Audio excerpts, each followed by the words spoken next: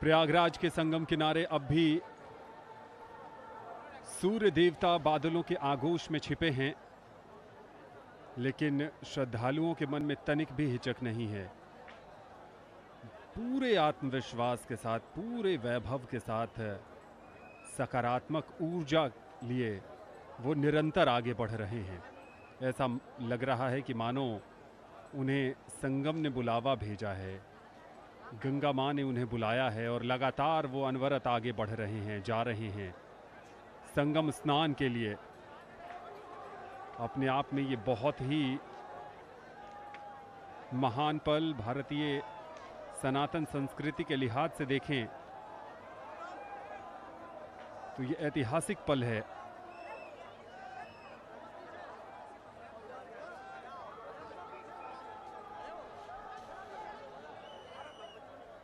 हर कोई इसमें अमृत की डुबकी लगाना चाहता है।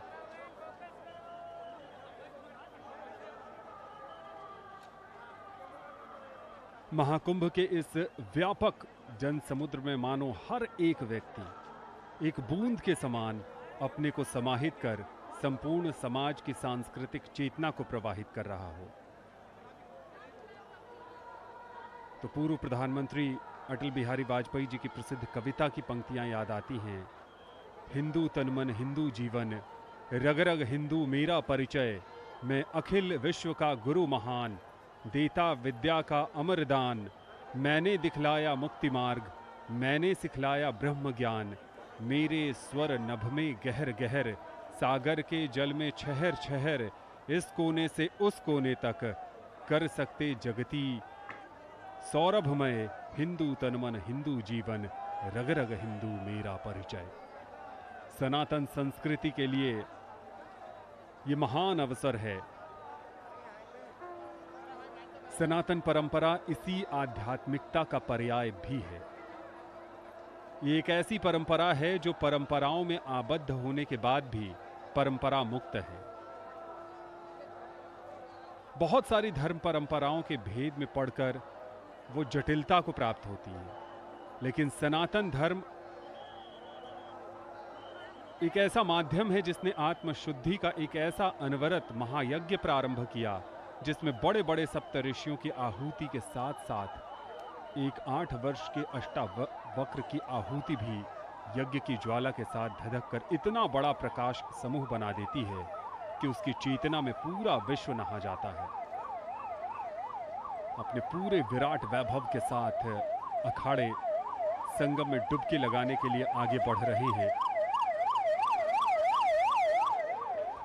विश्व भर के समस्त अष्टावक्रों की, ध्रुवों की, तमाम आरुणियों, अपालाओं, शार्गियों को और सामान्य जीवन जीने वाले विश्व भर के सभी देहियों और विदेहों को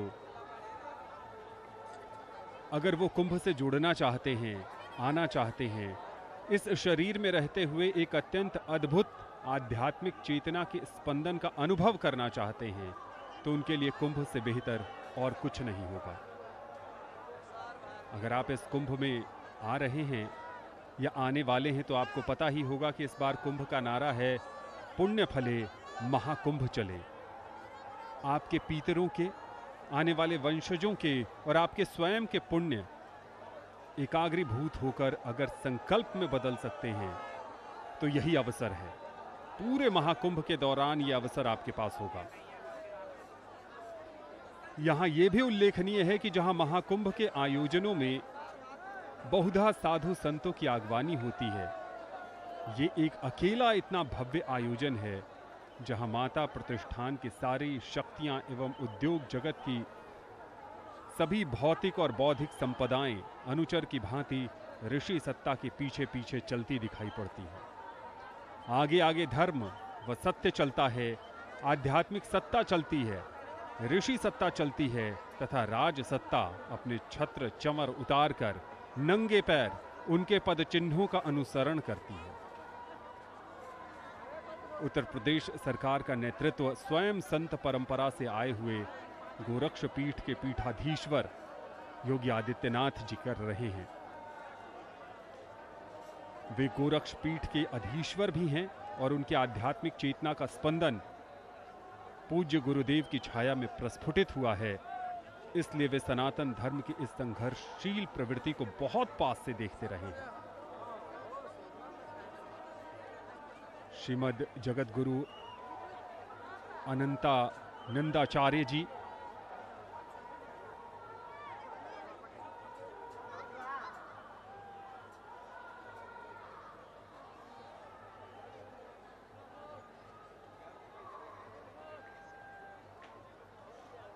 और जो भी महामंडलेश्वर उस तय मार्ग से संगम की तरफ आगे बढ़ रहे हैं, दोनों ही तरफ, जैसा कि आप अपने टेलीविज़न स्क्रीन पर देख रहे हैं, दोनों ही तरफ जो श्रद्धालु हैं, जो देश विदेश से आए हैं, जिनके लिए ये अविश्वसनीय पल है, ये एक ऐसा पल है जो वो अपने मोबाइल कैमरों के सहारे सहेज कर पूरे जीवन भर के लिए रख लेना चाहते हैं।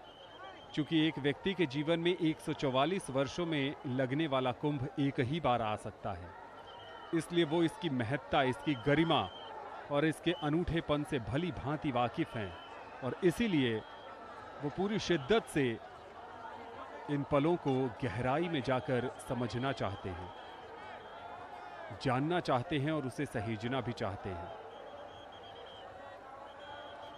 प्रयागराज का मौसम काफ़ी सर्द बना हुआ है आज अमृत स्नान के दिन, लेकिन सुबह से लेकर अब तक लाखों की संख्या में श्रद्धालुओं ने अमृत स्नान में अमृतत्व की खोज के लिए डुबकी लगा ली है। अपने अपने ध्वज, अपने अपने निशान के साथ अलग अलग अखाड़े और अखाड़े के अंदर जो मढ़ियाँ होती हैं, जिन्हें अंग्रेजी में रीजनल सेंटर्स कहते हैं, वो भी अखाड़ों के साथ आगे बढ़ते हैं। कहीं कोई करतब दिखा रहा है, कहीं गुरु सेवा में कोई लगा हुआ है, किसी की जिम्मेदारी ये है कि मार्ग में अवरोध न आए, मार्ग प्रशस्त हो। कोई ये भी कोशिश करता है कि अखाड़ों के ठाट बाट के साथ जब वो आगे बढ़ रहे हों तो श्रद्धालु जो आम जनता है उनको किसी तरह का कष्ट न हो, क्योंकि धर्म हमेशा सबको साथ लेने का संदेश देता है, साथ लेकर आगे बढ़ने का अवसर प्रदान करता है। अखिल भारतीय श्री पंच दिगंबर अनी अखाड़ा जो पिछले 15 से 20 मिनट तक हमने देखा कि वो लगातार आगे बढ़ रहे हैं। विशाल जनसमूह इनके साथ है, जिसमें महंत भी हैं, महामंडलेश्वर भी हैं, योगी भी हैं, तपस्वी भी हैं। और ये जो नज़ारे आप देख रहे हैं, ये वो नज़ारे हैं जो प्रयाग के अलग अलग घाटों से नाव के ज़रिए आप संगम पर पहुंच सकते हैं। कल हमने भी बलुआ घाट से नाव के ज़रिए संगम तक की यात्रा की थी, कई पड़ावों को पार किया था, नाविकों का संघर्ष सुना, मेले में उनको क्या सुविधाएं मिल रही हैं और मेले में उनसे उनकी क्या उम्मीदें हैं, ये भी जानने समझने का अवसर मिला।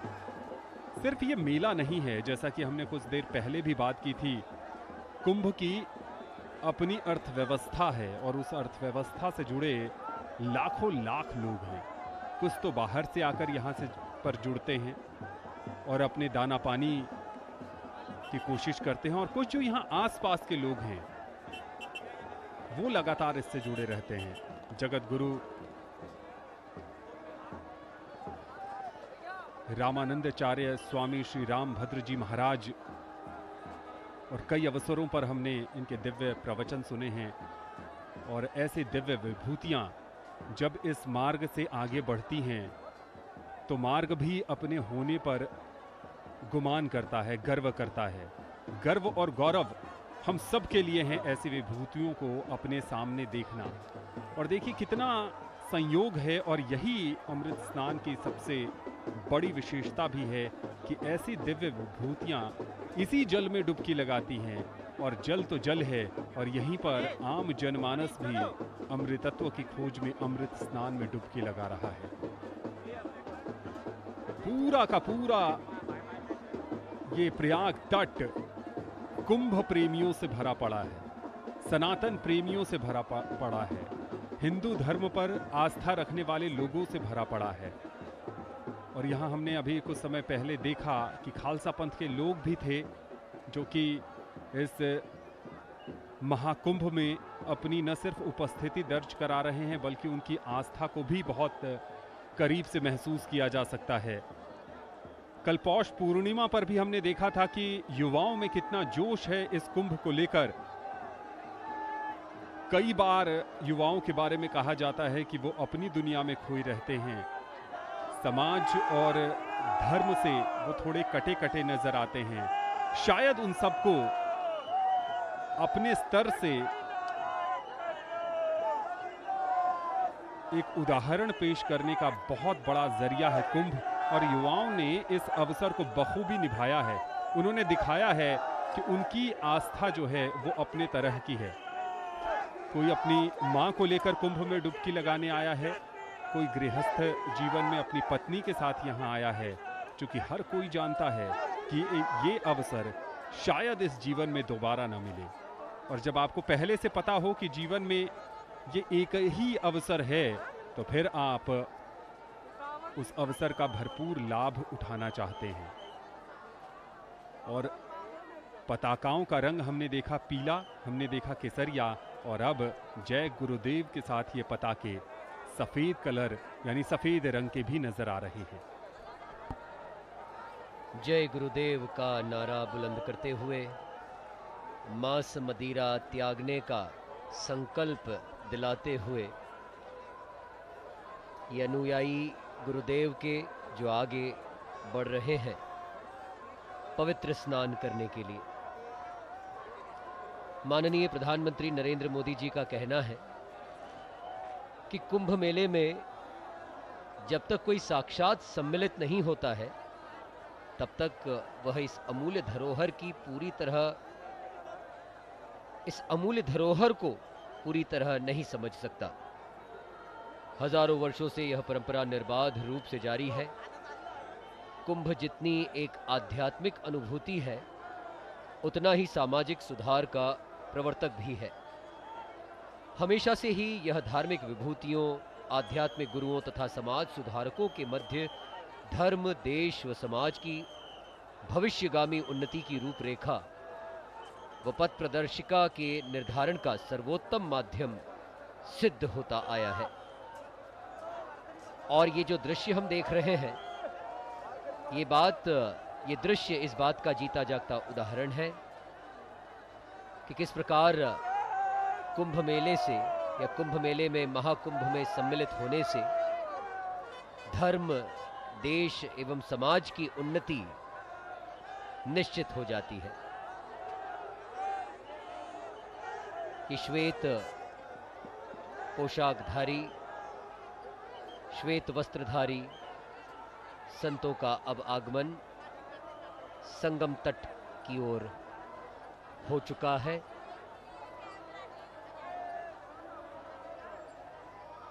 साथ ही आचार्य है तो आचार्य के शिष्यगण भी हैं, अनुयायी भी हैं। इस तीर्थराज प्रयाग में आज मकर संक्रांति के अमृत स्नान के पावन अवसर पर प्रयागराज क्षेत्र की अगर बात करें, यहाँ के 8 प्रमुख पौराणिक नायक माने जाते हैं जो यहाँ की धार्मिक और आध्यात्मिक गरिमा को बढ़ाते हैं। ये नायक देवता है, ऋषि और ऐतिहासिक व्यक्तित्व है जिनका प्रयागराज की पवित्रता और महत्ता में विशेष योगदान है। त्रिवेणीम माधवम सोमम भरद्वाजम च वासुकिम वंदे अक्षयवटम शेषम प्रयागम तीर्थनायकम। यानी त्रिवेणी संगम, वेणी माधव, सोमेश्वर भारद्वाज, नाग वासुकी, अक्षयवट, शेष एवं तीर्थराज प्रयाग का मैं वंदन करता हूं। साथ ही वंदना उन सभी भक्तों की जो आज अखिल विश्व से, दूर दराज क्षेत्रों से अनेक कठिनाइयों का सामना करते हुए, अनेक असुविधा से जूझते हुए तीर्थराज प्रयाग में आज पहुंचे हैं। बिना किसी शिकायत के भाव के, बिना किसी दुख दर्द और पीड़ा के भाव के, क्योंकि सबका लक्ष्य एक है और वो है धर्म की रक्षा, धर्म के प्रति झुकाव और धार्मिक परंपरा और धार्मिक मान्यताओं के प्रति स्वीकृति। ये देश के युवा जो इस समय पवित्र स्नान का आनंद ले रहे हैं और अखाड़ों के आने का क्रम सतत जारी है। धर्मगुरुओं का आगमन सतत जारी है और उनके साथ उनके शिष्य एक बार पुनः पीत वस्त्र धारण किए। ये वैष्णव संप्रदाय के साधु सन्यासी संत जो पवित्र संगम में डुबकी लगाने के लिए गंगा यमुना सरस्वती के संगम तट की ओर अग्रसर हो रहे हैं। प्रयागराज में अगर तीर्थाटन की बात की जाए, पर्यटन की बात की जाए, धार्मिक स्थलों की बात की जाए, तो मान्यता है कि संगम स्नान का पुण्य अधूरा रह जाता है अगर बड़े हनुमान जी के दर्शन ना किए जाए। संगम तट पर ही बड़े हनुमान जी का बड़ा ही सुंदर मंदिर स्थित है। जनश्रुति के अनुसार एक निःसंतान व्यापारी हनुमान जी की विशाल प्रतिमा नाव में लाद कर कहीं ले जा रहा था। जब वह नाव इस स्थान पर पहुंची तो अचानक से नाव रुक गई। उसी रात व्यापारी ने स्वप्न में देखा कि मूर्ति को यहीं स्थापित करने का संकेत मिला है। उसने प्रतिमा को वहीं छोड़ दिया और घर लौट गया। ये हमारी परंपरा है, ये हमारी संस्कृति है। हमसे बड़े, हमसे बुजुर्ग, हमसे हमारे लिए जो कोई भी आदरणीय है, उनके प्रति सेवा का भाव। जैसा कि अभी मेरे सहयोगी बता रहे थे कि हर व्यक्ति अलग अलग उद्देश्य लिए अपने साथियों के साथ, कोई अपने दोस्तों के साथ, तो कोई अपने माता पिता को यहाँ लेकर आया है, कोई गृहस्थ है तो वो अपने परिवार के साथ आया है। और जब आप अपने गुरु के साथ आते हैं तो गुरु की सेवा, गुरु के प्रति आदर का भाव और गुरु के साथ, गुरु के बाद उसी पावन जल में स्नान करने का सौभाग्य। बड़े हनुमान जी की पुनः अगर बात की जाए तो वो प्रतिमा उस व्यापारी ने वहीं पर स्थापित की। बाद में उसकी मनोकामना पूर्ण हुई। कहा जाता है कि बागंबरी बाबा को इस स्थान पर मूर्ति का आभास हुआ और खुदाई के दौरान यह प्रतिमा मिली। प्रतिमा को हटाने के कई प्रयास असफल रहे, जिसके बाद यहीं हनुमान जी के मंदिर का निर्माण किया गया। श्रद्धालुओं के सुगम दर्शन पूजन के उद्देश्य से महाकुंभ से पूर्व ही हर ओर साधुओं की, संतों की जय घोष, धर्म गुरुओं का शुभ स्वागत सामान्य जनमानस के द्वारा निरंतर किया जा रहा है।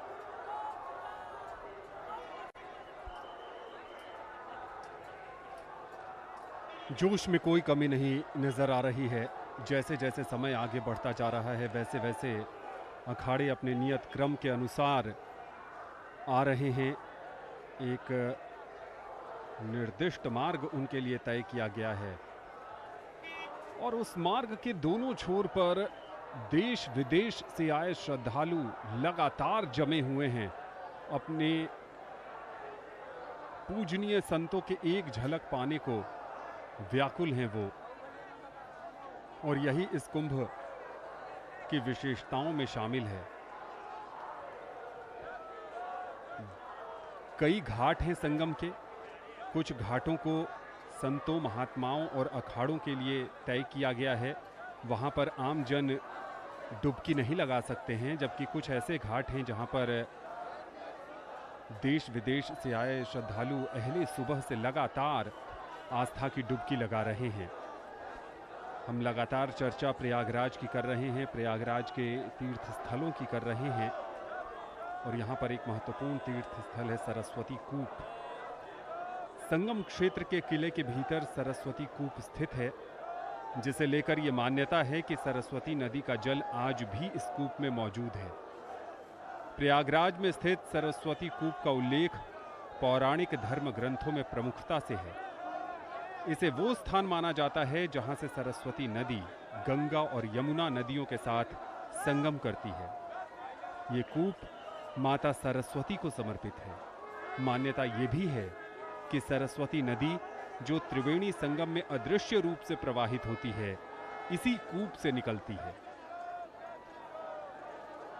और आज इस तरह के दृश्य हमने बहुत देखे कि नागा सन्यासी या फिर अलग अलग अखाड़ों से जुड़े लोग जो शस्त्र में निपुण हैं, उन्होंने उसका प्रदर्शन भी किया।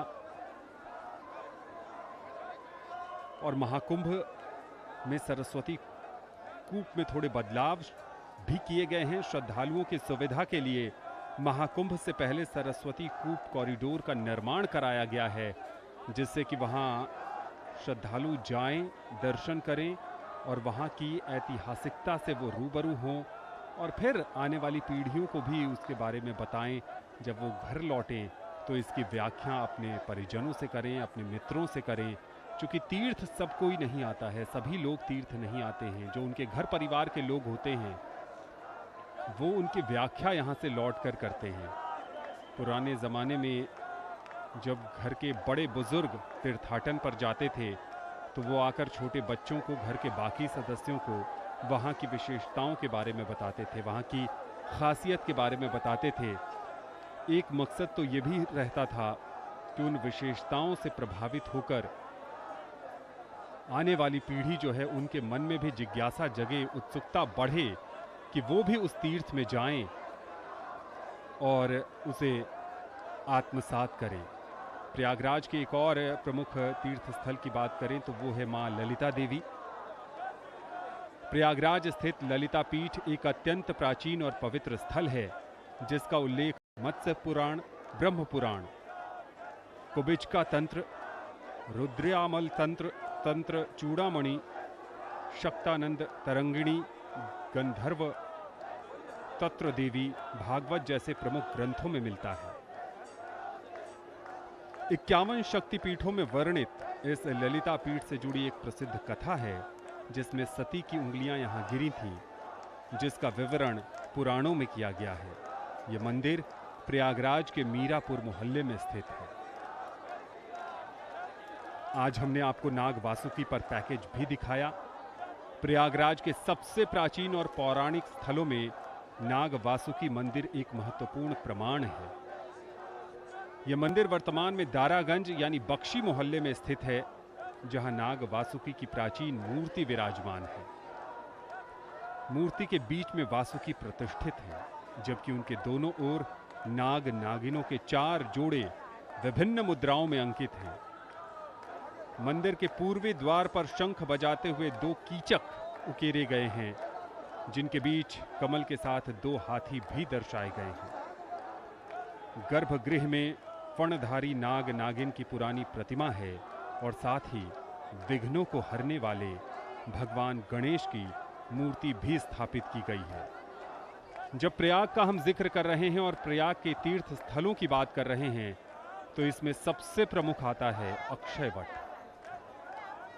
प्रयागराज में पुराने किले के अंदर गंगा यमुना नदी के किनारे पर खड़े पवित्र अक्षय वट वृक्ष की पत्तियां इस महाकुंभ में आने वाले 100 देशों के अति विशिष्ट अतिथियों को उपहार स्वरूप दी जा रही हैं। इसके पीछे मंशा है कि इस अक्षय वट की पत्तियां दुनिया के 100 देशों में पहुंचे। अक्षय वट हिंदू धर्म में अमरता का प्रतीक है और इसे श्रद्धा और आशीर्वाद का स्रोत माना जाता है। महाकुंभ में इस पवित्र वृक्ष की छांव में बैठने से एक विशेष आध्यात्मिक आशीर्वाद की प्राप्ति मानी जाती है। यही कारण है कि इन पत्तों को विदेशों से आए अतिथियों को एक खास उपहार के रूप में भेंट किया जाएगा। इन पत्तों को पर्यावरण संरक्षण का संदेश देने के लिहाज से ही मुंज की डालियां में पैकिंग की जाएगी। उत्तर प्रदेश सरकार द्वारा नेशनल रूरल लाइवलीहुड मिशन के तहत स्वयं सहायता समूहों की महिलाओं को इस खास उपहार को तैयार करने की जिम्मेदारी दी गई है। ये महिलाएं पर्यावरण के अनुकूल मुंज की डालियां तैयार कर रही हैं, जो भारतीय हस्तशिल्प का बेहतरीन उदाहरण है। इन डालियों में रखे गए अक्षय वट के पत्ते एक दिव्य उपहार के रूप में अतिथियों को सौंपे जाएंगे। इस पहल का उद्देश्य न सिर्फ महिलाओं को आर्थिक रूप से सशक्त बनाना है, बल्कि पर्यावरण संरक्षण और पारंपरिक हस्तशिल्प को बढ़ावा देना भी है।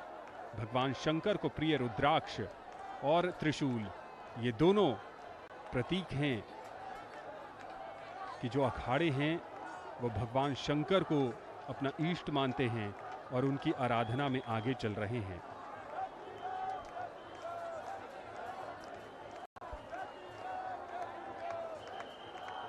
थोड़ी चर्चा अक्षय वट की और करें तो अक्षय वट वृक्ष बरगद का प्राचीन पेड़ है। जो नए लोग, जो बच्चे जो ये प्रसारण देख रहे हैं और जिनको अक्षय वट के बारे में जानकारी नहीं है, तो ये बरगद का प्राचीन पेड़ है, लेकिन ये कोई आम पेड़ नहीं है। प्रयागराज में त्रिवेणी घाट पर अकबर के किले में खड़ा अक्षय वट वृक्ष करीब 400 साल पुराना है, जबकि इससे जुड़ी कहानियां हजारों साल पीछे तक जाती हैं। करोड़ों लोगों की आस्था इस पेड़ से जुड़ी है। आस्था और मान्यताओं को देखते हुए प्रदेश सरकार की विरासत सूची का भी ये हिस्सा है। सरकारें उन इमारतों या वस्तुओं को विरासत सूची में रखती हैं जो किसी न किसी तरह प्राचीन धरोहर को दर्शाती रही हैं।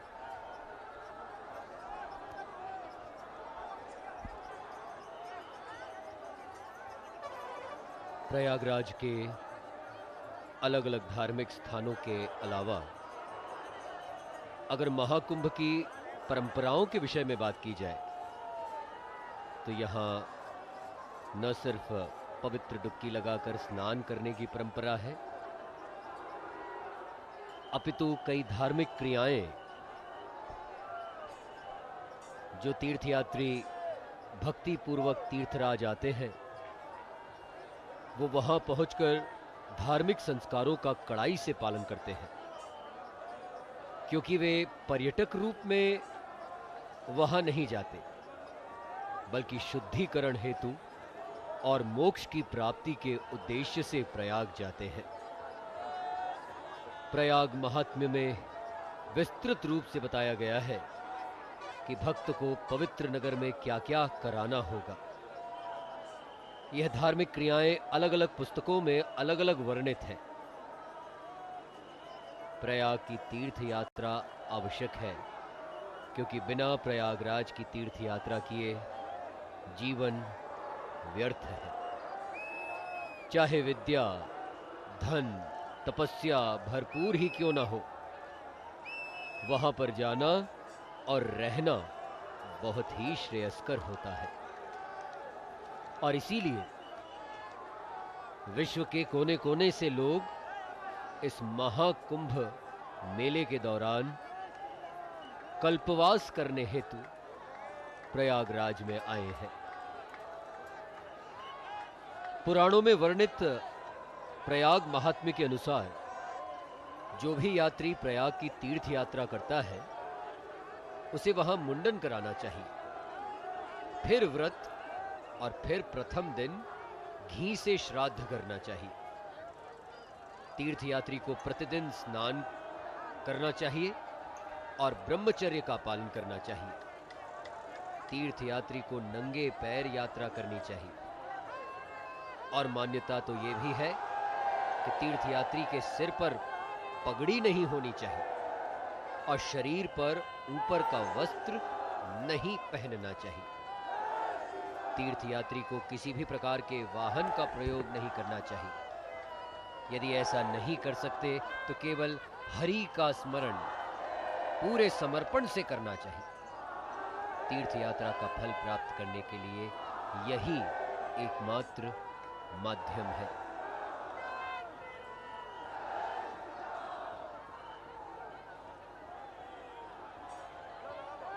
शताध्यायी के अनुसार तीर्थ यात्रा की तिथि पंचांग और शास्त्र के अंतर्गत निकाली जाती है।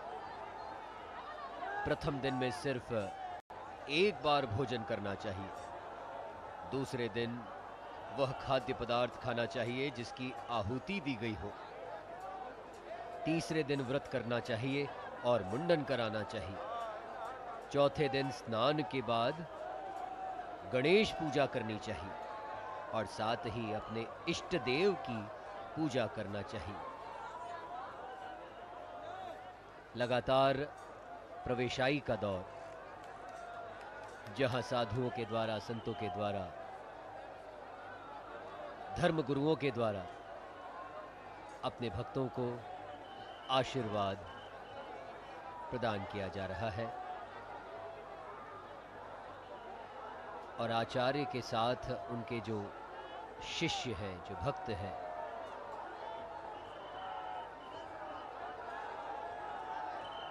ये सजीव दृश्य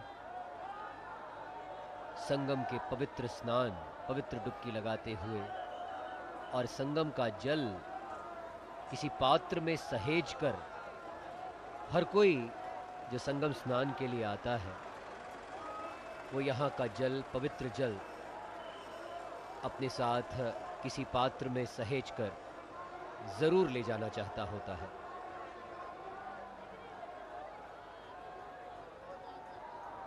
स्नान ध्यान के बाद सूर्य को अर्घ्य देना, और चूंकि आज तो मकर संक्रांति है, सूर्य की आराधना का विशेष महत्व है, विशेष पर्व है। और ये देखिए जो गर्मजोशी के साथ हाथ हिलाकर अपने गुरु का अभिवादन, अपने गुरु का गर्मजोशी से स्वागत, ये धर्म के संवाहक, धर्म के रक्षक, आध्यात्मिक गुरु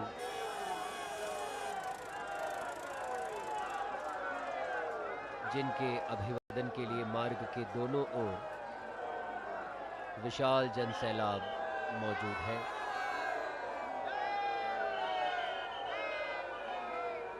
उनका अभिवादन, उनका चरण वंदन प्रणाम करके उन्हें गंगा स्नान के लिए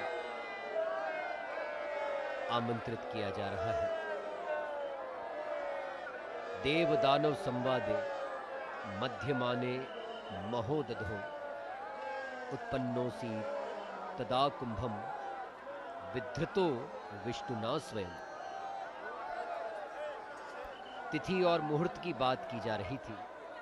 अगर आप धार्मिक शहर पहुंचते हैं तो सबसे पहले साष्टांग प्रणाम करते हैं, तीनों नदियों की महानता का बखान करते हैं।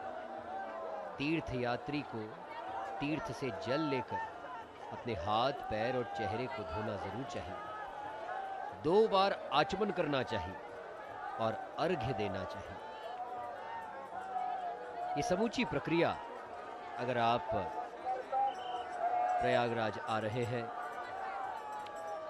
महाकुंभ का हिस्सा बन रहे हैं, तो विधि विधान के साथ अपनी तीर्थ यात्रा करें। आचमन और अर्घ्य देने के बाद वस्त्र पहनकर स्नान करना चाहिए और संकल्प लेना चाहिए।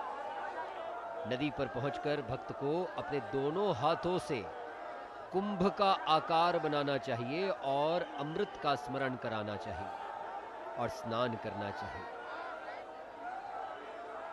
तत्पश्चात एक पूजा कुंभ की जरूर करनी चाहिए, क्योंकि ये महाकुंभ का महा उत्सव है और परंपरा अनुसार, विधि अनुसार कुंभ का पूजन और अपनी सामर्थ्य के अनुसार 1 अथवा 4 अथवा 11 अथवा 41 कुंभ घी से भरकर किसी सुयोग्य व्यक्ति को दान देना चाहिए। विशेष बात यह है कि सही मुहूर्त, ज्योतिषीय गणना के अनुसार निश्चित समय पर तीर्थ शहर में प्रवेश करना चाहिए। महाभारत और पुराणों के अनुसार प्रयाग को एक स्वर्ग के समान समझना चाहिए, जहां भगवान और उनके भक्त दोनों रहते हो। वैसे भी हमारी भारतीय परंपरा, हमारी संस्कृति में भक्त और भगवान दोनों का सम्मान करना सिखाया जाता है। यहां तक कि जब धार्मिक अनुष्ठान होते हैं, आरती होती है और अनुष्ठानों के पश्चात जय घोष की बारी आती है, तो भक्त और भगवान दोनों की जय बोली जाती है। ऐसा कहते हैं कि बिच्छू बहुत छोटा होता है, लेकिन बिच्छू का जहर ऊंट को भी मार देता है। वैसे ही मंत्र जाप बहुत छोटा होता है, लेकिन वो छोटा सा मंत्र भगवान को भी अपने वश में कर लेता है। तो अपने इष्ट का, अपने आराध्य का नाम स्मरण करते हुए, मंत्र जाप करते हुए, जैसा कि इस वक्त आपको दिखाई भी दे रहा है कि भजन गाते हुए, कीर्तन करते हुए, धर्म ध्वजा लहराते हुए, तो कई सन्यासियों के द्वारा, साधुओं के द्वारा शस्त्र प्रदर्शन करते हुए संगम की ओर स्नान करने के लिए जाया जा रहा है।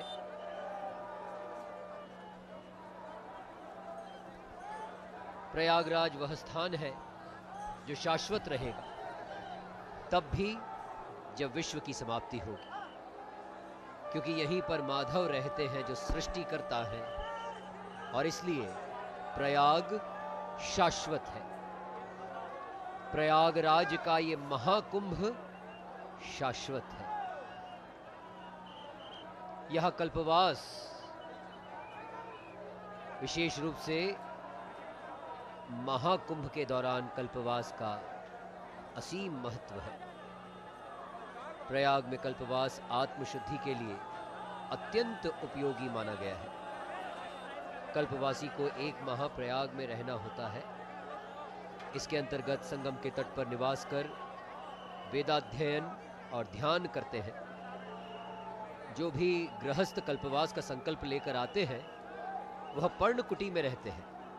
इस अवधि के दिन में 1 बार ही भोजन किया जाता है तथा मानसिक रूप से धैर्य, अहिंसा और भक्ति पूर्वक रहता है। ऐसी मान्यता है कि जो कल्पवास की प्रतिज्ञा करते हैं, वे लोग अगले जन्म में राजा के रूप में जन्म लेते हैं, और जो मोक्ष की अभिलाषा लेकर कल्पवास करते हैं, उन्हें अवश्य मोक्ष प्राप्त होता है।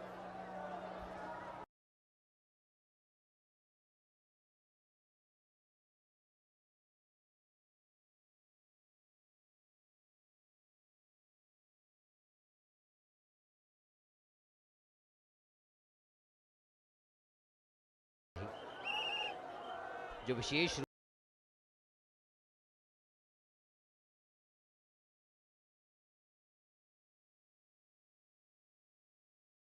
तिथियों को होता है।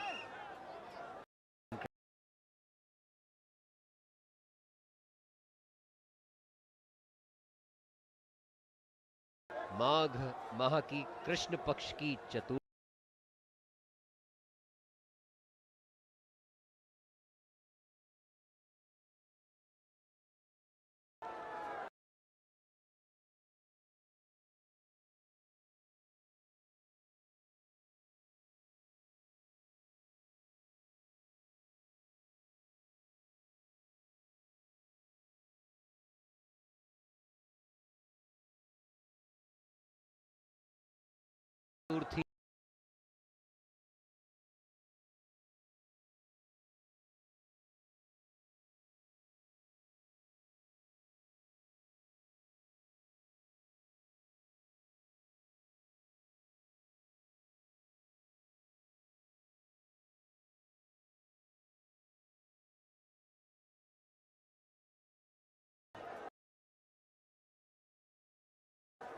माघ माह की पूर्णिमा एक बार पुनः अमृत स्नान की साक्षी होगी। इसी महाकुंभ में माघी पूर्णिमा पर अमृत स्नान होगा। लेकिन मकर संक्रांति की अगर बात करें, मकर संक्रांति का स्नान माघ माह का सबसे विशेष पर्व है। इसके एक दिन पहले उत्तर भारत में लोहड़ी का पर्व मनाया जाता है, जो फसल कटाई का त्योहार है। अलाव जलाए जाते हैं,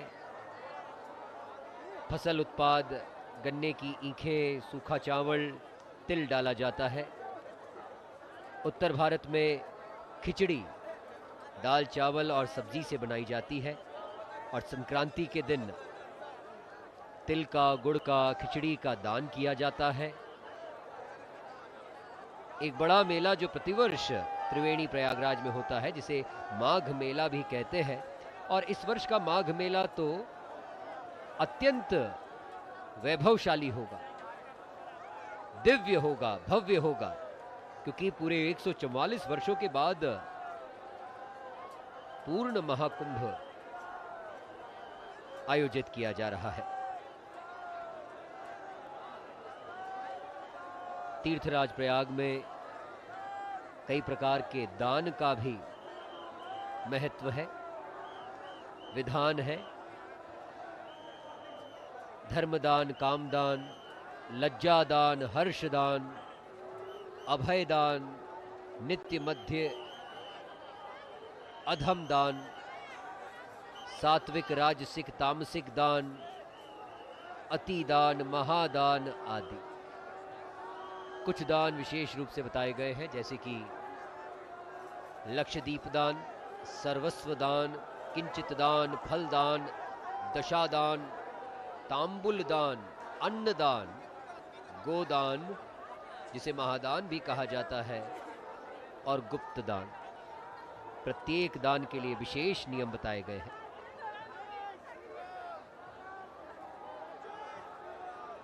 ये प्रयाग की धरती वो पुनीत धरती है जहां कई धार्मिक संस्कार भी किए जाते हैं, श्राद्ध, यज्ञ और कई तरह की पूजाएं,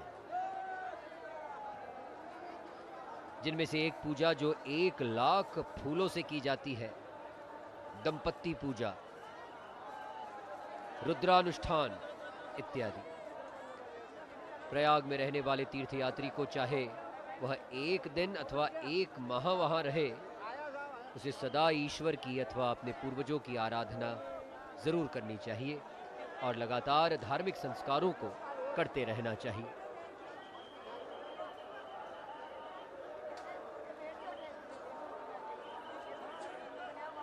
सुरक्षा बल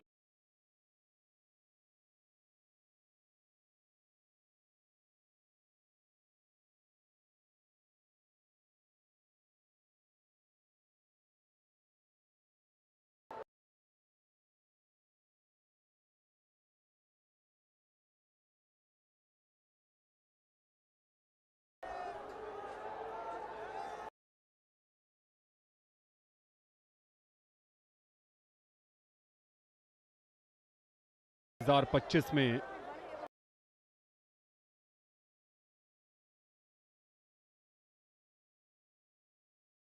स्नान की प्रक्रिया चल रही है।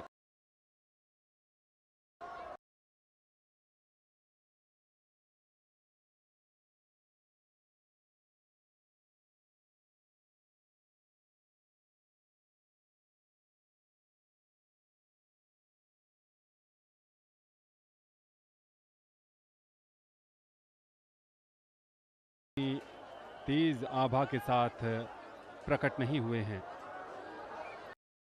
और ऐसे कितने ही आपको राजसी ठाट बाट हमें सुबह से देखने को मिली है कि ढोल, नगाड़े, मृदंग पर गाते झूमते श्रद्धालु अखाड़े के सदस्य आगे बढ़ रहे हैं। जो भी महाकुंभ आता है अपने जहन में कोई ना कोई मनोकामनाएं लेकर आता है, चाहे वो जीवन में प्रगति का हो, अपने लक्ष्यों को हासिल करने का हो, अपने माता पिता के स्वास्थ्य से जुड़ा हो, खुद की प्रगति तरक्की उन्नति से जुड़ा हो, या फिर समाज में समरसता का भाव लाने से जुड़ा हो, राष्ट्रीय एकता के भाव से जुड़ा हो। हर तरफ ऐसा ही भाव नजर आता है। जब कुंभ की चर्चा होती है तो कुंभ के इतिहास पर भी थोड़ी बात कर लेते हैं। कुंभ का सबसे प्राचीन उल्लेख अलग अलग जगहों पर अलग अलग मिलता है। विद्वानों के अनुसार चीनी यात्री हेनसांग का यात्रा विवरण कुंभ मेले का प्राचीनतम ऐतिहासिक दस्तावेज माना जाता है। हेनसांग ने अपनी भारत यात्रा के दौरान 644 ईस्वी में पोलो इकिया में इस मेले का उल्लेख किया था। उनका उल्लेख है कि सम्राट शिलादित्य, जिसकी पहचान हर्षवर्धन के रूप में हुई है, हर 5 वर्षों में इकट्ठा की हुई अपनी संपत्ति को जनता के बीच वितरित कर देते थे। अब भी सन्यासियों का आने का क्रम जारी है और इस उम्र में भी इतना उत्साह किसी युवा से कम नहीं है। ये त्याग, तपस्या, साधना और समर्पण का ही परिणाम है। ऑस्ट्रेलियाई शोधकर्ता कामा मैकलिन ने उल्लेख किया है कि हेनसांग ने जिस मेले का जिक्र किया था वो शायद कोई बौद्ध उत्सव हो सकता है, यानी उस मेले पर अलग अलग विचारकों के अलग अलग मत हैं, क्योंकि वो हर 5 साल पर होता था और कुंभ 12 वर्ष पर आयोजित होता है। और इसके अलावा कामा मैकलिन का यह भी तर्क था कि हर्षवर्धन एक बौद्ध सम्राट थे, तो वो कुंभ में कैसे शामिल हो सकते हैं और कुंभ में कैसे अपना सर्वस्व दान कर सकते हैं। एक रोचक और आश्चर्यजनक तथ्य यह भी है कि 19वीं शताब्दी से पहले प्रयाग में कुंभ मेले का कोई ठोस उल्लेख नहीं मिलता है। मत्स्य पुराण के प्रयाग महात्म्य में प्रयाग की महिमा का विस्तृत वर्णन है, लेकिन वहां भी कुंभ मेले का उल्लेख नहीं है। आगे बढ़ें तो बंगाल के महान आध्यात्मिक संत चैतन्य महाप्रभु ने 1514 में प्रयाग की यात्रा की और इसी मकर संक्रांति पर स्नान में भाग लिया। लेकिन बांग्ला भाषा के ग्रंथ चैतन्य चरितामृत में उल्लेख है कि उन्होंने एक माघ मेले में संगम में स्नान किया था। गोस्वामी तुलसीदास ने श्री रामचरितमानस में प्रयाग में वार्षिक माघ मेले का उल्लेख किया है, किंतु वहां भी 12 साल के चक्र का कोई संदर्भ नहीं है। निजामुद्दीन अहमद के तबकाते अकबरी में भी उल्लेख है कि यह मेला सालाना है, यानी हर वर्ष लगता है, यानी वो कुंभ नहीं था। अबुल फजल ने आईने अकबरी में उल्लेख किया है कि प्रयाग विशेष रूप से माघ के महीने में पवित्र माना जाता है। राय ने खुलासत उत्तवारीख में हरिद्वार कुंभ का उल्लेख किया है और प्रयाग के मेले को एक वार्षिक मेला बताया है।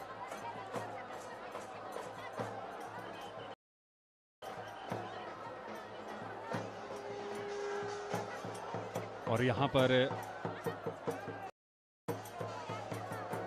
हर कोई अपने शस्त्र कला का प्रदर्शन करना चाहता है और दूसरी तरफ महंत। और एक ये भी दृश्य है कि अपने आराध्य को संगम तट पर पूजित करने की परंपरा है। संगम की भी पूजा की जाती है, गंगा मैया की भी पूजा की जाती है, यमुना जी की भी पूजा की जा रही है और अदृश्य सरस्वती की भी पूजा की जाती है। कुंभ के ऐतिहासिक उल्लेख के उस क्रम को आगे बढ़ाएं तो बहादुर सिंह ने अपने फारसी विश्वकोश यादगारे बहादुरी में उल्लेख किया है कि प्रयाग में मेला माघ के हर सर्दी में आयोजित किया जाता है, जब सूर्य मकर राशि में प्रवेश करता है। पूरे शानो शौकत के साथ अलग अलग अखाड़े के संत आगे जा रहे हैं और सबका लक्ष्य एक ही है, पवित्र संगम में अमृत स्नान की डुबकी। माना जाता है कि प्रयागवाल इलाहाबाद के स्थानीय सरयू पारी और कन्याकुब्ज ब्राह्मण ने 19वीं शताब्दी के मध्य में हरिद्वार कुंभ मेले के 12 साल के चक्र को अपना वार्षिक माघ मेला के लिए अपनाया। तब से ही हर 12 वर्ष पर माघ मेला कुंभ मेले में और कुंभ मेले के 6 साल बाद ये एक अर्ध कुंभ में बदल जाता है। अगर अंग्रेजी शासन की बात करें तो ब्रिटिश ईस्ट इंडिया कंपनी ने 1765 में इलाहाबाद की संधि के बाद प्रयाग क्षेत्र पर नियंत्रण प्राप्त किया था। प्रारंभिक ब्रिटिश रिकॉर्ड में इलाहाबाद में आयोजित होने वाले वार्षिक माघ मेले के बारे में विस्तृत जानकारी मिलती है, जो कर संबंधी और प्रशासनिक उद्देश्यों के विषय में है। लेकिन इनमें से कोई भी रिकॉर्ड मेले को कुंभ नाम से नहीं बुलाता है और न ही वो उसे हर 12वें वर्ष में लगने वाले मेले में किसी विशिष्ट महत्व का सुझाव देता है। इसके विपरीत कुंभ मेला नाम से हरिद्वार कुंभ के कई संदर्भ मिलते हैं। इलाहाबाद में मेले में कर मुक्त उपस्थिति मांगने वाले हिंदू राजकुमारों के आवेदनों के कई रिकॉर्ड हैं। फिर ये सभी मेले को वार्षिक मेले के रूप में वर्णित किया गया है, यानी ये मेले हर वर्ष लगा करते थे। एशियाटिक सोसाइटी के भोलानाथ चंदर ने इलाहाबाद में जनवरी में आयोजित वार्षिक के रूप में विशेष महान मेला के रूप में अपनी पुस्तक में इसका उल्लेख किया है।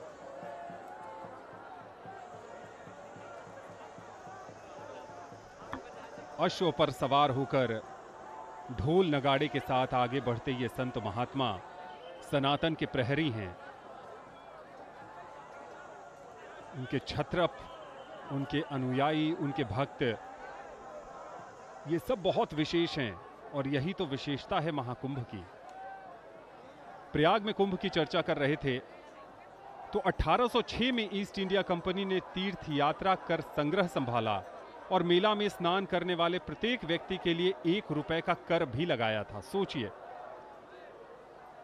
उस समय अंग्रेजों ने प्रयागराज के कुंभ में स्नान के लिए हर व्यक्ति से 1 रुपया टैक्स के रूप में लिया था और यह बात है 1806 के कुंभ मेले की।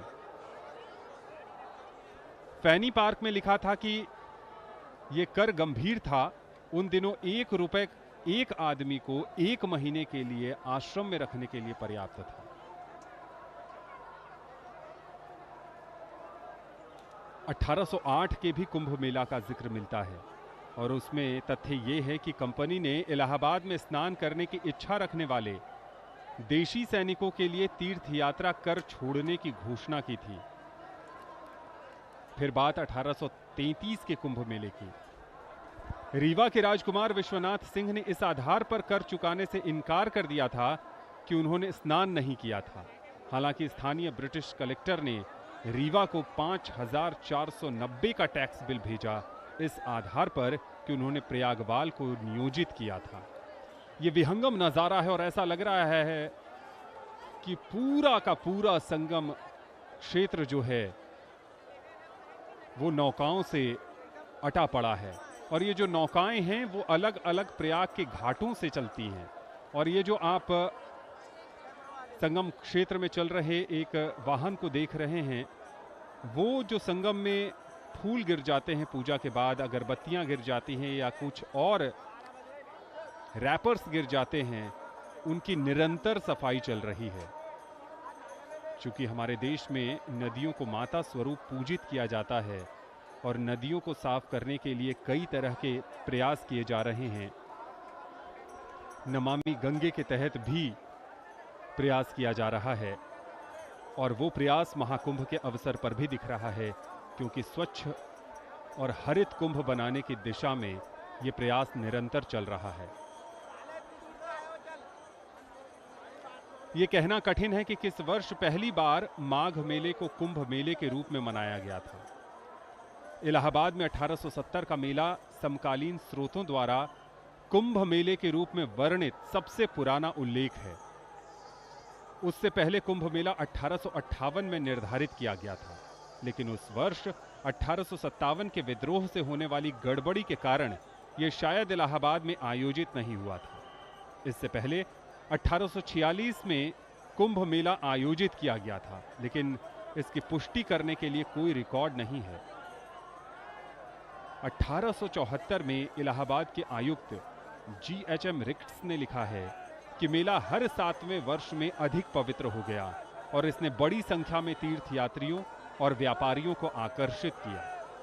इसके अलावा उन्होंने लिखा कि प्रशासन को उन कारकों का थोड़ा भी ज्ञान नहीं था जिसके परिणाम स्वरूप उस वर्ष मेले की उपस्थिति में कमी आई थी। इलाहाबाद में कुंभ मेले का सबसे पुराना संदर्भ 1868 की ब्रिटिश रिपोर्ट में मिलता है। इस रिपोर्ट में इलाहाबाद के तत्कालीन आयुक्त GHM रिक्ट्स ने 1870 में होने वाले कुंभ मेला में स्वच्छता नियंत्रण की आवश्यकता पर चर्चा की। यह भी उल्लेख किया कि 4 साल पहले भारी भीड़ उन्होंने इस मेले में देखी थी। 1870 के माघ मेले पर अपनी रिपोर्ट में इलाहाबाद के तत्कालीन आयुक्त JC रॉबर्टसन ने यह भी कहा है कि इस वर्ष का मेला कुंभ था। यह रिपोर्ट इलाहाबाद में साधुओं के जुलूस का उल्लेख करने वाला सबसे पुराना स्रोत भी है। यह जुलूस केवल कुंभ मेले के दौरान होता है, न कि माघ मेले के दौरान। इतिहासकार कैमा मैकलिन, जिनकी चर्चा थोड़ी देर पहले की थी, उन्होंने अनुमान लगाया कि 1870 का मेला इलाहाबाद में आयोजित पहला मेला था जिसे कुंभ मेला कहा जाता है। ऐतिहासिक रूप से माघ मेला इलाहाबाद के प्रयागवाल ब्राह्मणों के लिए आय का एक महत्वपूर्ण स्रोत भी था। उसके बाद 1888 के अर्ध कुंभ का जिक्र है, 1894 के कुंभ मेला का जिक्र है, जहां परमहंस योगानंद ने अपनी पुस्तक ऑटोबायोग्राफी ऑफ अ योगी में उल्लेख किया है कि जनवरी 1894 में प्रयाग कुंभ मेले के दौरान उनके गुरु श्री युक्तेश्वर गिरी ने पहली बार महाअवतार बाबा जी से मुलाकात की थी। और फिर 1906 से आगे की कहानी है, जो इस कुंभ के दौरान, इस महाकुंभ 2025 के दौरान आपके साथ बीच बीच में हम साझा करते रहेंगे। तो हमने आपको 1714 से लेकर इस समय 1894 तक के कुंभ का जो ऐतिहासिक दस्तावेजों में उल्लेख है, जो पौराणिक किताबों में उल्लेख है, उसके बारे में बताया। और महाकुंभ 2025 में अलग अलग अखाड़ों का अमृत स्नान के लिए संगम की तरफ आगे बढ़ने का क्रम लगातार जारी है।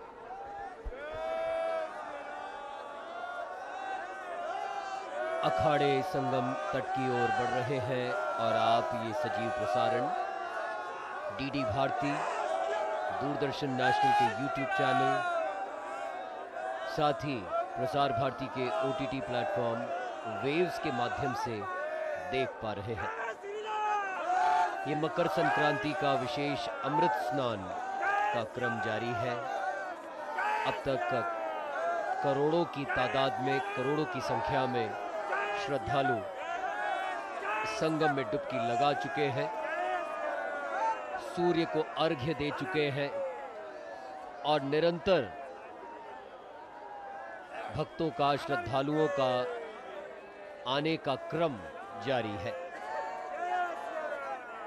अलग अलग अखाड़े अपनी समय सारिणी के अनुसार संगम तट पर पहुंच रहे हैं, जहां क्रमबद्ध तरीके से पूर्ण अनुशासन में रहते हुए सभी अखाड़ों के द्वारा अमृत स्नान किया जा रहा है। जितने भी श्रद्धालु आज देश के और विश्व के अलग अलग क्षेत्रों से प्रयागराज पहुंचे हैं, इस महाकुंभ के दृश्य को देखकर, इस महाकुंभ 2025 के प्रबंधन और व्यवस्था को देखकर निश्चित तौर पर ये मान रहे होंगे कि अब ये प्रयागराज पहले वाला प्रयागराज नहीं, बल्कि स्मार्ट प्रयागराज हो गया है। महाकुंभ 2025 में आने वाले तीर्थयात्री एवं पर्यटक स्मार्ट प्रयागराज का दर्शन कर रहे हैं। 12 वर्ष के अंतराल के बाद आयोजित हो रहे इस महापर्व के वृहद आयोजन के दृष्टिगत टी परियोजना के अंतर्गत प्रयागराज में कई परियोजनाएं धरातल पर उतारी गई हैं। चौराहों की अगर बात करें, मुख्य मार्गों की बात करें तो वॉल पेंटिंग्स, सौंदर्यीकरण के कार्यों ने भी प्रयागराज को भव्य स्वरूप प्रदान किया है। और इसी का परिणाम है कि वर्तमान में प्रयागराज सुरक्षा, स्वच्छता और सुव्यवस्था का वैश्विक मानक गढ़ने की ओर अग्रसर हो रहा है। पूरा का पूरा प्रयागराज 7 स्तरीय सुरक्षा चक्र के घेरे में है, जिसके अंतर्गत 10 प्रकार के सुरक्षा ऑपरेशन शुरू किए गए हैं। स्वच्छ एवं स्वस्थ प्रयागराज बनाने के लिए प्रयागराज नगर निगम ने स्मार्ट सिटी के सहयोग से नागरिक केंद्रित सेवाओं जैसे कि पीएमसी 24/7 मोबाइल ऐप और डिजिटल वेबसाइट शुरू की है। साथ ही नवनिर्मित अत्याधुनिक solid waste management control room एवं नागरिक सुविधा केंद्र संचालित किए जा रहे हैं। इससे नगर की सफाई व्यवस्था सुदृढ़ हुई है। और हम हमारे व्यक्तिगत अनुभव से भी अगर आपको बताएं तो समूचे मेला परिक्षेत्र में गंदगी और कूड़े कचरे का नामो निशान नहीं है। निरंतर जो हमारे सफाई कर्मी हैं, उनके द्वारा निरंतर घाटों की, मेला प्रांगण, मेला क्षेत्र की और जल स्रोतों की निरंतर सफाई की जा रही है। जैसा कि अब से कुछ देर पहले हमने आपको सजीव दृश्य भी दिखाने का प्रयास किया था कि यमुना नदी, गंगा नदी और संगम क्षेत्र में अत्याधुनिक उपकरणों से सफाई का कार्य निरंतर जारी है। चूंकि स्वच्छ भारत की परिकल्पना माननीय प्रधानमंत्री जी की और उस सपने को साकार किया है भारतवासियों ने। विकास परियोजनाओं को जमीन पर उतरने के दौरान एक तरफ जहां स्थानीय निवासियों की सुविधाओं का भी ध्यान रखा गया, वहीं देश एवं दुनिया के कोने कोने से आने वाले पर्यटकों के लिए विश्व स्तरीय सुविधाएं भी प्रयागराज में उपलब्ध कराई गई हैं। यात्रियों की सुगम यात्रा सुनिश्चित करने के लिए प्रयागराज एयरपोर्ट का विस्तार, साथ ही वर्तमान में प्रयाग से 22 शहरों के लिए विमान सेवा संचालित है। तो अगर आप इस अमृत स्नान में नहीं आ पाए हैं और आगामी दिवसों में आयोजित होने वाले अमृत स्नान में प्रयागराज आने की योजना बना रहे हैं, तो किसी भी असुविधा का सामना आपको नहीं करना पड़ेगा, क्योंकि प्रयाग से अब 22 शहरों के लिए सीधे विमान सेवा संचालित हो चुकी है। साथ ही शहर की 142 से अधिक सड़कों का चौड़ीकरण एवं सुदृढ़ीकरण किया गया है।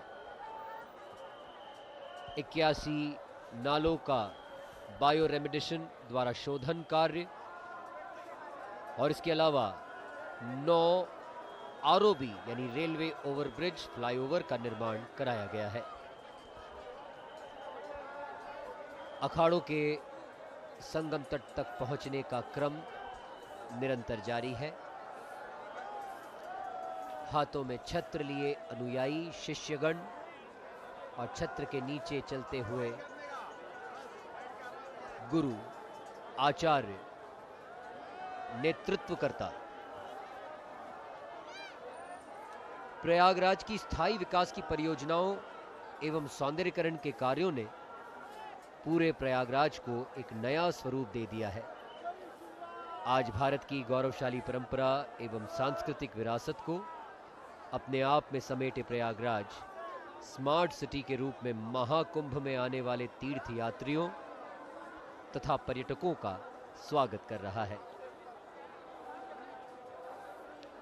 पवित्र त्रिवेणी के संगम पर लगभग 4000 हेक्टेयर में मेला क्षेत्र को विकसित किया गया है, जो सन 2019 के सापेक्ष 800 हेक्टेयर ज्यादा है।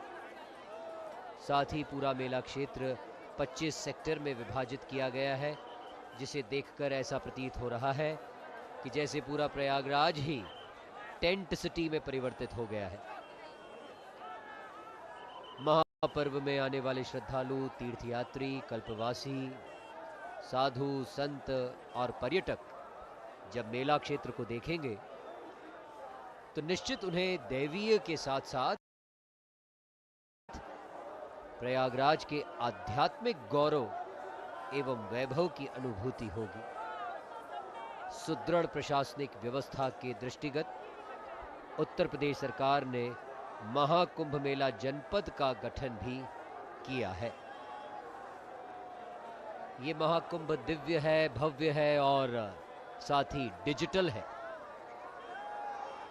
2025 के महाकुंभ में आने वाले तीर्थयात्री एवं पर्यटक सनातन धर्म के आध्यात्मिक गौरव एवं वैभव का दर्शन करने के साथ ही डिजिटल महाकुंभ का भी अनुभव करेंगे। इसके लिए महाकुंभ की वेबसाइट, ऐप, 11 भाषाओं में AI चैटबॉट, तीर्थयात्रियों एवं वाहनों के लिए QR आधारित पास, बहुभाषीय डिजिटल खोया पाया केंद्र, स्वच्छता एवं टेंटों की ICT निगरानी, भूमि और सुविधा आवंटन के लिए सॉफ्टवेयर, बहुभाषीय डिजिटल साइनेज VMD, स्वचालित राशन आपूर्ति प्रणाली, ड्रोन आधारित निगरानी एवं आपदा प्रबंधन, साथ ही 530 परियोजनाओं की निगरानी का live software, inventory tracking system और पूरे मेला क्षेत्र का गूगल मैप पर एकीकरण किया गया है। कहीं ना कहीं तकनीक के माध्यम से या तकनीक की मदद से हम परंपराओं को निभाते हुए भविष्य की ओर बढ़ रहे हैं।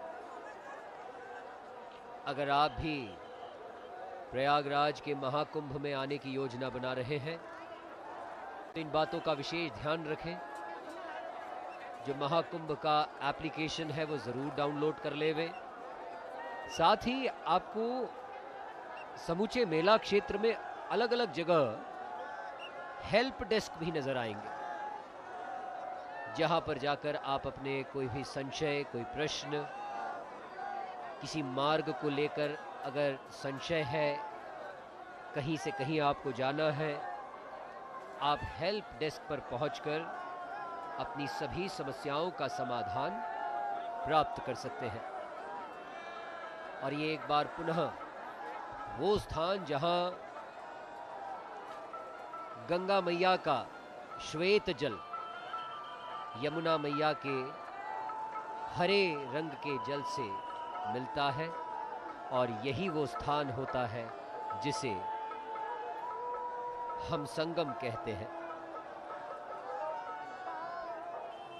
ये महाकुंभ स्वच्छ भी है, सुरक्षित भी है एवं सुव्यवस्थित भी है। डिजिटल महाकुंभ में आने वाले तीर्थयात्रियों की सुविधा के लिए QR कोड की व्यवस्था की गई है।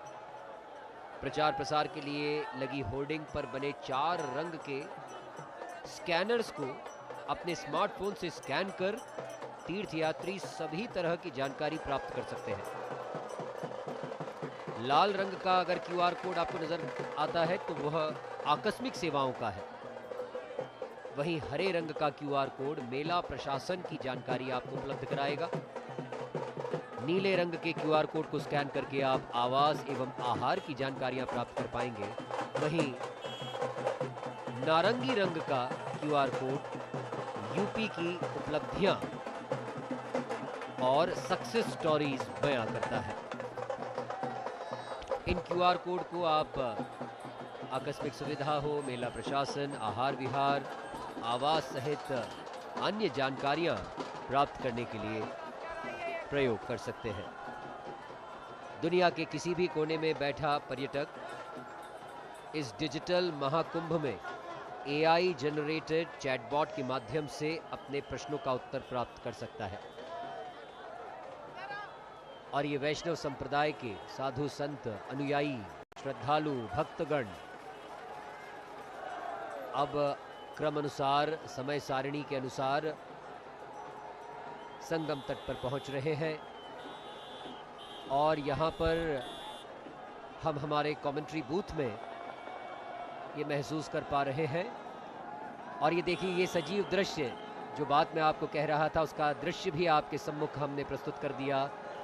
हेलीकॉप्टर से जो श्रद्धालु हैं, जो पवित्र डुबकी लगा रहे हैं, उनका अभिनंदन किया जा रहा है पुष्प वर्षा के माध्यम से। क्योंकि इन भक्तों की जो भक्ति है वो अपार है। इनकी श्रद्धा, इनकी तपस्या, इनका समर्पण का, इनका त्याग का भाव अकल्पनीय है और वंदनीय है। और इसी हेतु वंदना पुष्प वर्षा के माध्यम से, इन भक्तों की भक्ति की वंदना, इनकी आस्था और श्रद्धा के प्रति आभार पुष्प वर्षा के माध्यम से प्रकट किया जा रहा है। यहां जितने श्रद्धालु आज प्रयागराज में पहुंचे हैं, निश्चित रूप से बहुत सतर्क है और इस सुव्यवस्थित डिजिटल महाकुंभ में सरकार के द्वारा और मेला प्रशासन के द्वारा उपलब्ध कराई गई सेवाओं और सुविधाओं का लाभ ले रहे हैं। और ये देखिए, पुनः पुष्प वर्षा, संगम पर स्नान करने वाले जो धर्मावलंबी हैं, जो श्रद्धालु हैं, रंग बिरंगा सा ये दृश्य है। देश के अलग अलग कोनों से आए सनातन धर्म के, संस्कृति के प्रचारक, संवाहक, जो आज गंगा, यमुना, सरस्वती के संगम में स्नान करके स्वयं तो पुण्य लाभ अर्जित कर ही रहे हैं। और ऐसी हमारी भारतीय परंपरा है, मान्यता है कि तीर्थ यात्री जब तीर्थ यात्रा करके अपने स्वदेश लौटता है तो उसका सम्मान करके, उसका दर्शन करके भी तीर्थ यात्रा का कुछ पुण्य प्राप्त हो जाता है। तो ये सभी तीर्थयात्री आज जो प्रयागराज में आए हैं, जब वे अपने अपने घर लौटेंगे तो उनके दर्शन से दर्शनार्थी पुण्य लाभ अर्जित कर पाएंगे। अखाड़ों का क्रम लगातार जारी है महाकुंभ 2025 में, और वो लगातार अपने क्रम के अनुसार आगे बढ़ रहे हैं। और प्रशासन की तरफ से जो व्यवस्था की गई है, पुष्प वर्षा, अमृत स्नान में अमृतत्व की खोज और अमृत जल में डुबकी लगाने के निमित्त जो भी संत महात्मा आचार्य यहाँ पर आए हैं, साथ ही साथ देश विदेश से लाखों करोड़ों श्रद्धालु यहाँ आए हैं, उनके अभिनंदन के लिए, उनके स्वागत के लिए प्रशासन की तरफ से पुष्प वर्षा की जा रही है। कल भी हमने देखा था कि पौष पूर्णिमा के स्नान के दौरान भी लगातार पुष्प वर्षा की जा रही थी। और ये अतिथि देवो भवः की परंपरा का द्योतक है। अतिथियों का स्वागत हम करते हैं और स्वागत करने के कई तरीके होते हैं।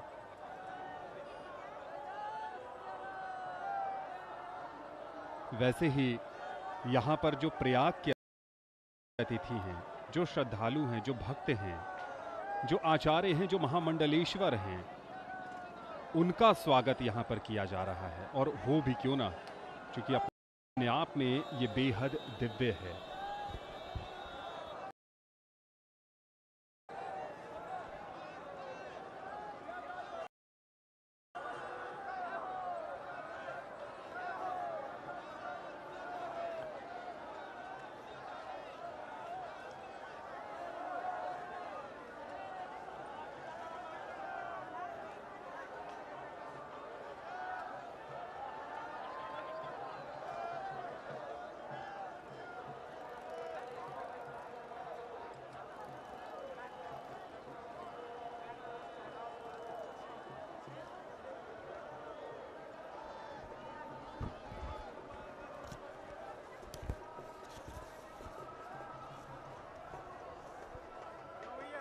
कुंभ मेला भारतीय संस्कृति का जीवंत दर्शन है। ये एक ऐसा प्रवाह है जिसमें सांस्कृतिक भारत की समस्त धाराएं समाहित हो जाती हैं, समरस हो जाती हैं। एक समागम सूक्ष्म से विराट का, भक्ति से ज्ञान का, जिज्ञासा से समाधान का। ये कुंभ मेला 144 वर्षों के बाद आया है और हमारे आपके सबके जीवन में ऐसा ऐतिहासिक अवसर पहली बार ही आता है और एकमात्र बार आता है। और इसलिए देश के कोने कोने से, विदेशों से भी लोग यहां पर आना चाह रहे हैं और आस्था की एक डुबकी लगाना चाह रहे हैं।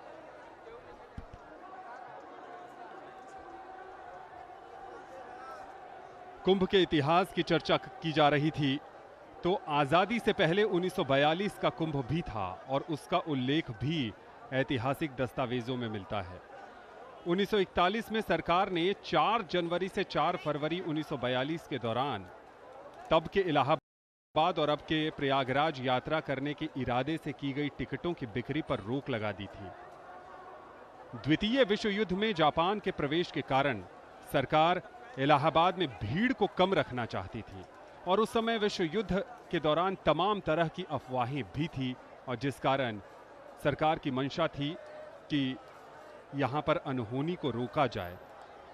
और इसी का उल्लेख मिलता है कि 1941 में दारागंज स्थित महानिर्वाणी अखाड़ा ने सरकार से मेले में गैर हिंदुओं की उपस्थिति पर प्रतिबंध लगाने का निर्देश भी दिया था।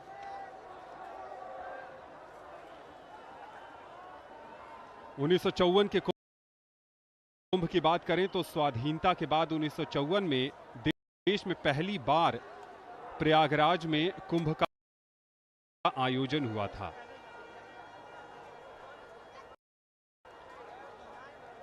जिसको लेकर तत्कालीन केंद्र सरकार बहुत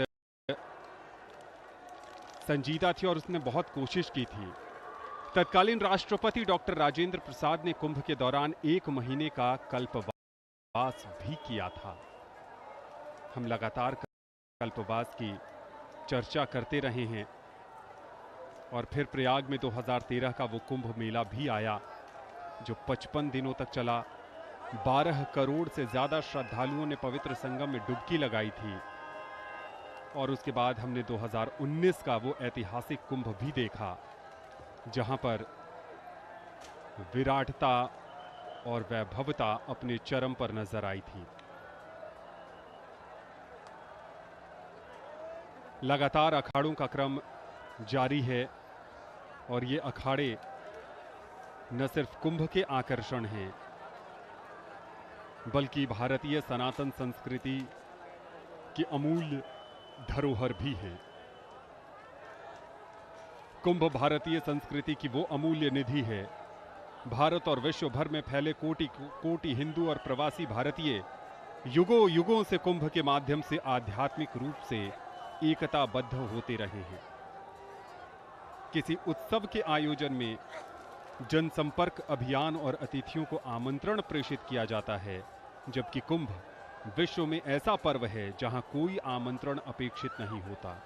भाषा भेद, जाति भेद, वर्ण भेद, प्रांत भेद, आयु भेद तथा साधन भेद से ऊपर उठकर केवल आस्था के बल पर करोड़ों लोग सहस्राब्दियों से केवल पंचांग देखकर इस पवित्र पर्व को मनाने के लिए एकत्र होते हैं। इनमें ऊंच नीच, छुआछूत, दलित, पूजित का कोई भेदभाव नहीं रह जाता। कुंभ एक ऐसा विशाल पर्व है जहां सनातन हिंदू संस्कृति अपने संपूर्ण वैभव, समृद्धि और सौंदर्य के साथ उपस्थित रहती है। यह आर्य संस्कृति का बृहत्तम मिलन बिंदु भी है। 13 दिसंबर को यानी 13 दिसंबर 2024 को प्रधानमंत्री नरेंद्र मोदी का आगमन प्रयागराज की धरा पर हुआ था और प्रधानमंत्री ने हनुमान मंदिर corridor, Akshay Vat corridor, Patalpuri corridor, Saraswati कूप कॉरिडोर और भारद्वाज आश्रम कॉरिडोर का लोकार्पण किया था। इसके अलावा द्वादश माधव मंदिर, शिवालय पार्क, नाग वासुकी मंदिर जैसे पवित्र स्थलों का कायाकल्प भी कराया गया है इस महाकुंभ को ध्यान में रखकर। अभी हमने देखा कि एक पूरा परिवार अमृत स्नान में आस्था की डुबकी लगा रहा है। पौराणिक स्थलों के सुदृढ़ीकरण के माध्यम से प्रयागराज का पुरातन वैभव भी पुनर्स्थापित हो रहा है। धार्मिक आस्था एवं पर्यटन के लिहाज से भी इनकी विशेष महत्ता है। महाकुंभ के पौराणिक महत्व को ध्यान में रखते हुए इस बार मेला क्षेत्र में अमृत कलश की स्थापना भी की गई है। लगभग 12,000 वर्ग फीट भूमि पर अमृत कलश से टपकती बूंद के दृश्य को प्रतिकृति के रूप में प्रदर्शित किया गया है। इस भव्य आयोजन को अविस्मरणीय बनाने के लिए नगर की सड़कों, चौराहों और दीवारों के साथ साथ मंदिरों और सेतुओं को भी सजाया संवारा गया है। डमरू भगवान शंकर को बहुत प्रिय है और ये इस्कॉन के संस्थापकाचार्य स्वामी प्रभुपाद जी की प्रतिकृति, और यहाँ पर मुफ्त भोजन कराया जा रहा है बड़ी तादाद में लोगों को। उसमें इस्कॉन की भूमिका भी बेहद सराहनीय नजर आ रही है पूरे मेला क्षेत्र में।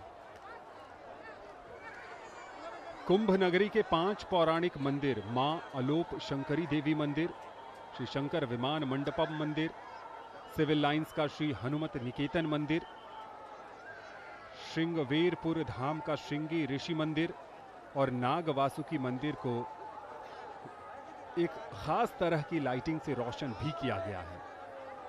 पर्यटक और श्रद्धालु रात्रि के समय इन मंदिरों को कलात्मक, सुसज्जित और भव्य रूप में देख रहे हैं। इसके अलावा यमुना किनारे स्थित किले और शास्त्री पुल पर भी लाइटिंग की गई है। पर्यटन को बढ़ावा देने के नजरिए से टेंट सिटी, त्रिवेणी पुष्प, फ्लोटिंग रेस्टोरेंट, वाटर स्पोर्ट्स और स्पोर्ट्स कॉम्प्लेक्स भी बनाए जा रहे हैं। महाकुंभ की परंपरा हमारी महान आध्यात्मिक और सांस्कृतिक विरासत से पुष्पित और पल्लवित हुई है। कुंभ मेला सेल्फ डिस्कवरी का एक बड़ा माध्यम है। यहां पधारने वाले प्रत्येक व्यक्ति को अलग अलग अनुभूति होती है। यहां किसी को अनेकता में एकता के दर्शन होते हैं, तो किसी को जन्म मरण के बंधन से मुक्ति का मार्ग मिल जाता है। कोई संस्कृतियों के समुच्चय को देखकर लहालोट हो जाता है, तो कोई सत्य से साक्षात्कार कर उसे प्राणों में प्रतिष्ठित करने लगता है। यहाँ के दिव्य परिवेश के आलोक में कोई अपने सीमित स्व से निकलकर समष्टि के प्रति समर्पित हो जाता है, तो कोई आत्म तत्व का बोध कर नारायण रूपी महासागर में व्याप्त अमृत तत्व का पान करता है। विश्व में चल रहे व्यक्तिवाद, उपभोक्तावाद, भौतिकवाद के तेज अंधड़ के मध्य यहां सनातन दर्शन किरति भनति भूति भली सोई, सुर सरि सम सब कहें हित होई का लोक मंगलकारी संदेश सहयोग, सहजीवन और सह अस्तित्व की कालजयी भावना को मजबूती प्रदान करता है। महाकुंभ द्योतक है कि प्राचीनता मात्र संग्रहित ही न हो, साथ ही साथ उसका पुनर्संधान भी हो। प्राचीन काल का केवल गुणगान न हो, बल्कि उसकी रचना प्रक्रिया और विचारों को आधुनिक स्वरूप में ढालने की तकनीक पर भी ध्यान हो। दर्शन और विचारों का लोक मंगल के साथ लोक रंजक स्वरूप भी हो। आध्यात्मिक यात्रा के अनिर्वचनीय अनुभव के लिए, सांस्कृतिक एकता की आनंदमयी अनुभूति के लिए, अतुल्य परंपराओं और युगांतकारी प्रेरणाओं से साक्षात्कार के लिए, भक्ति, शक्ति और मुक्ति प्राप्ति की युक्ति के लिए, आस्था, अस्मिता और आनंद के संगम के लिए, साधना, उपासना और आराधना में लीन होने के लिए, सकारात्मकता और आत्मीयता से ओतप्रोत होने के लिए, स्वयं से संवाद के लिए और पृथ्वी पर सबसे विराट मानव समागम का साक्षी बनने के लिए कुंभ में आप सबको आना चाहिए। जब हमें इस बात का भान है, ज्ञान है कि ये कुंभ सिर्फ हमारे जीवन में एक ही बार आएगा, चूंकि ये 144 वर्षों पर आया है, तो हम सबको यहाँ जरूर आना चाहिए। और यही इसकी खूबसूरती है, यही इसकी विशेषता है कि यहाँ पर बड़ी तादाद में लोग आए हैं और आ ही नहीं रहे हैं, लगातार आते भी जा रहे हैं। और इस महाकुंभ के लिए गूगल ने भी अपने नियमों में बदलाव किया है। महाकुंभ की भव्यता और दिव्यता को लेकर गूगल भी प्रभावित नजर आया। यही कारण है कि पहली बार अपनी पॉलिसी में बदलाव करते हुए गूगल ने नेविगेशन के लिए किसी अस्थायी शहर को इंटीग्रेट करने का निर्णय लिया। गूगल ने पहली बार अस्थायी जिला महाकुंभ मेला को अपने मैप में शामिल किया है। गूगल मैप पर कुंभ के शुरू होते के साथ ही जब आप प्रयागराज उतरेंगे तो आसानी से बिना किसी से पूछे आप संगम तट पर पहुंच सकते हैं। और आज सुबह भी जब हम कमेंट्री बूथ तक पहुंचने की कोशिश कर रहे थे, वाहनों को बहुत दूर बैरिकेडिंग के जरिए रोक दिया गया, तो हम गूगल मैप की सहायता से ही दूरदर्शन के कमेंट्री बूथ तक पहुंचे, जो संगम नोज पर बनाया गया है। इसके अलावा यदि आपको प्रयागराज के किसी मंदिर, मठ या फिर किसी जगह जाना है तो आप आसानी से वहां जा सकेंगे। यानी भक्तों को मंजिल तक पहुंचाने के लिए गूगल की ये बड़ी पहल है। और कुछ एक रिकॉर्ड भी बनेंगे इस दुनिया के सबसे बड़े आध्यात्मिक समागम में। दिव्य और भव्य महाकुंभ का सबसे बड़ा रिकॉर्ड यह होगा कि 3 दिन के लिए प्रयागराज की जनसंख्या दुनिया के 41 देशों से ज्यादा होगी। ये 3 दिन 29 जनवरी 2025 को अमृत स्नान पर्व यानी मौनी अमावस्या के एक दिन पहले और एक दिन बाद होंगे। इन 3 दिनों में लगभग 6.5 करोड़ श्रद्धालुओं के प्रयागराज में होने की उम्मीद लगाई जा रही है। लगभग 6.25 करोड़ की आबादी दुनिया के 41 देशों को मिलाकर है। ये देश भले ही कम जनसंख्या वाले हैं, मगर विकास और अर्थव्यवस्था सहित कई मामलों में अन्य राष्ट्रों से काफी आगे हैं। इनमें Maldives, Mauritius, Mongolia, Bhutan, Qatar, Namibia, Oman, Kuwait, New Zealand, Georgia, Norway, Singapore, Hong Kong और कनाडा भी शामिल है। मौनी अमावस्या पर इन 41 देशों की पूरी आबादी से कहीं ज्यादा जनसंख्या प्रयागराज शहर से लेकर संगम की रेती पर बसने वाले इन टेंट सिटीज में नजर आएगी। यही नहीं, देश के दिल्ली, मुंबई, कोलकाता और चेन्नई सहित विश्व के जितने भी बड़े शहर हैं, उनसे बड़ा आबादी वाला महानगर प्रयागराज हो जाएगा। दुनिया के 8 छोटे देशों की जितनी कुल आबादी है, उससे ज्यादा तो महाकुंभ मेला में जवान तैनात हैं। लगभग 1.25 लाख जवानों की तैनाती की गई है। विश्व के 12 ऐसे देश हैं जिनमें कुल 7 लाख लोग रहते हैं। उनसे ज्यादा 12 लाख कल्पवासी महाकुंभ में जप तप करेंगे। लगभग 1000 ट्रेनें, विभिन्न एयरपोर्ट से 250 फ्लाइट्स, 7000 बसें चलेंगी। 20 लाख से ज्यादा निजी वाहनों के लिए 120 पार्किंग स्थल बनाए गए हैं। यानी कई मायनों में ये कुंभ दिव्य, भव्य और अद्भुत है। जी हाँ, अद्भुत है और दिव्य और भव्य तो है ही। अभी अभी हमारे सजीव प्रसारण देखने वाले दर्शकों को हम बता दें कि एक आंकड़ा सामने आया है कि दोपहर 1 बजे तक लगभग 1 करोड़ और 60 लाख श्रद्धालु संगम में स्नान कर चुके हैं। एक निजी न्यूज़पेपर रिपोर्ट के माध्यम से ये आंकड़ा सामने आया है। 1 बजे तक 1 करोड़ और 60 लाख श्रद्धालु संगम में स्नान कर चुके हैं और इस हिसाब से 30 घंटे में लगभग 3 करोड़ लोगों ने गंगा में डुबकी लगाई है। अनुशासन कायम है, व्यवस्था कम है, लेकिन आर्मी को भी स्टैंड बाय पर रखा गया है। जूना अखाड़े सहित 7 सन्यासी अखाड़ों के संत अब तक स्नान कर चुके हैं और बैरागी अखाड़ों के संत संगम में स्नान करने के लिए कुछ पहुंच गए हैं, कुछ मार्ग में हैं। ये अमृत स्नान जो इस समय प्रयागराज की पुण्यभूमि में आयोजित किया जा रहा है, इस अमृत स्नान की कुछ और बातें भी विशेष रही हैं, जैसे कि आज के इस अमृत स्नान में एप्पल की को-फाउंडर स्टीव जॉब्स की धर्मपत्नी लॉरेन पॉवेल ने भी संगम में डुबकी लगाई है। और चूंकि आज अत्यधिक भीड़ है प्रयागराज में, इस भीड़ को देखते हुए लेटे हुए हनुमान जी के मंदिर को आज बंद रखा गया है। यानी अगर आप प्रयागराज अभी पहुंचे नहीं हैं और पहुंचने वाले हैं, और अगर आप संगम स्नान करने के बाद लेटे हनुमान जी के दर्शन करने की योजना बना रहे हैं, तो आपके लिए ये जानकारी महत्वपूर्ण है कि हनुमान जी का मंदिर आज बंद रखा जाएगा। साथ ही गंगा यमुना सरस्वती के संगम स्थल पर जो ये विहंगम दृश्य देखने को मिल रहा है, जहां तक नजरें जाती हैं वहां तक सिर्फ और सिर्फ जनता ही जनता नजर आ रही है और उल्लास कम होने का नाम नहीं ले रहा। अलग अलग रूप धारण कर, चूंकि आज मकर संक्रांति का पर्व है, आज दान पुण्य का भी महत्व है। इस मेले में किसी ने जो है हनुमान जी का वेश धारण किया है, तो कोई अपना रेशमी वस्त्र सोला धारण कर पवित्र डुबकी लगाने के लिए निकला है।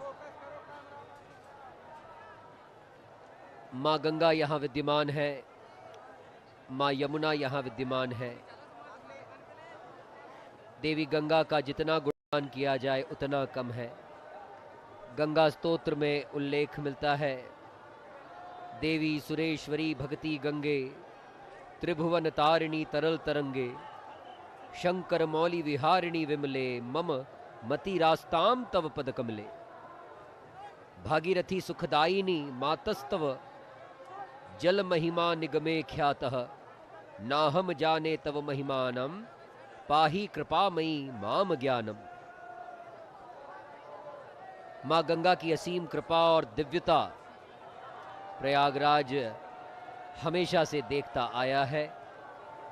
ऐसी गंगा मैया के चरणों में शत शत नमन, और ऐसी मां गंगा के चरणों में समर्पित होकर जीवन के मूल उद्देश्य को समझने की प्रेरणा ये महाकुंभ देता है।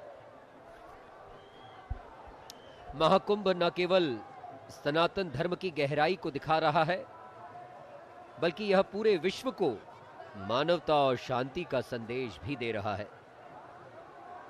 और ये दृश्य नारायण खालसा संप्रदाय के संतों का आगमन संगम तट की ओर हो चुका है। महाकुंभ में हर वर्ग, जाति और पृष्ठभूमि के लोग एक साथ आ रहे हैं। यह आयोजन हमें वसुधैव कुटुंबकम और सर्वे भवन्तु सुखिनः जैसे विचारों को अपनाने की प्रेरणा दे रहा है।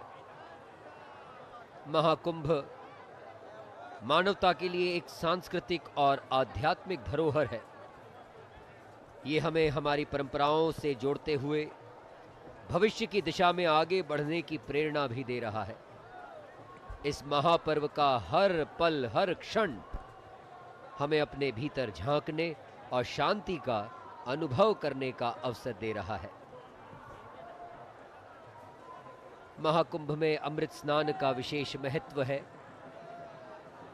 ये केवल परंपरा नहीं, बल्कि यह क्षण व्यक्ति को पवित्रता, भक्ति और ऊर्जा का अनुभव करा रहा है।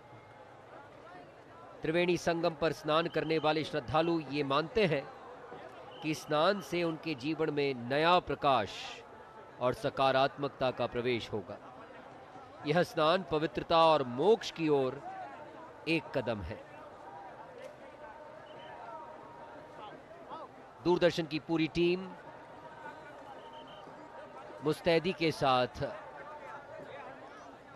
आप तक ये सजीव दृश्य पहुंचा पा रही है।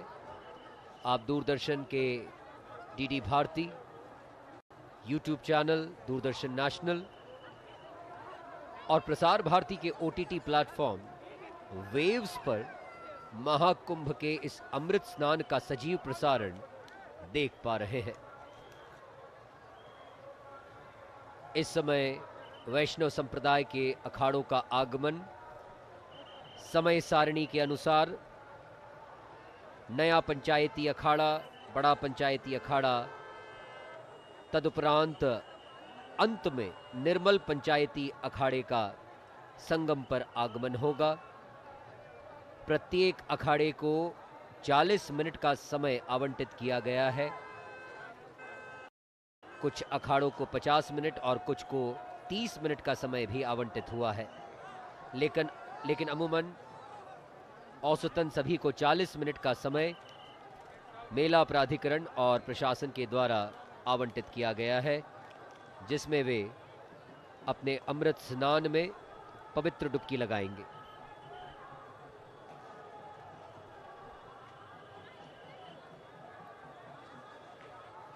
चूंकि आज मकर संक्रांति है और आज से माघ माह की शुरुआत भी हो चुकी है, माघ स्नान की अनेकानेक पौराणिक मान्यताएं हैं, कथाएं हैं। मान्यता है कि इस माह में व्रत, दान और तपस्या से भगवान श्रीहरि प्रसन्न होते हैं और स्वर्ग लाभ प्राप्त होता है, सभी पापों से मुक्ति मिलती है और भगवान वासुदेव की प्रीति प्राप्त करने के लिए प्रत्येक मनुष्य को माघ स्नान अवश्य करना चाहिए।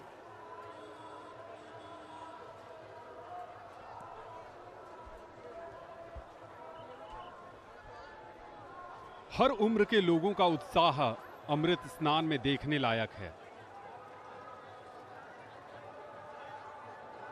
अपनी बारी की प्रतीक्षा में संत, महात्मा और अखाड़े के सदस्य और साथ ही पूरा का पूरा परिवार भी इस अमृत स्नान में आया है। कई ऐसे परिवार हैं और आज सुबह से ही हमने देखा कि परिवार के सभी सदस्यों में वो जोश और उत्साह है। पूरे परिवार की 3 पीढ़ियां, जिसमें दादी हैं, पिता हैं और पुत्र, और वो सभी इस अमृत स्नान में अमृत पान की अभिलाषा लिए यहाँ पर संगम में पधारे हैं। ये दृश्य अहले सुबह यानी 5 बजे से हम आपको दिखा रहे हैं। संगम पर आने वाले लोगों का जो हुजूम है वो कम नहीं हो रहा है। ऐसा लग रहा है कि जैसे जैसे दिन चढ़ता जा रहा है, सूर्य देवता भले न निकले हों, लेकिन जैसे जैसे समय आगे बढ़ता जा रहा है वैसे वैसे बड़ी तादाद में लोग भी उमड़ने लगे हैं, डुबकी लगाने के लिए आतुर हैं, उत्सुक हैं और उनकी उत्सुकता समझी जा सकती है। संत को देखिए, कई संदेश देते हैं। उम्र के इस पड़ाव पर भी कुंभ के इस खगोलीय संयोग को आत्मसात करने की लालसा आज भी उन्हें यहां पर लेकर आई है। जीवन में तप, समर्पण, तपस्या से उन्होंने सब कुछ हासिल कर लिया।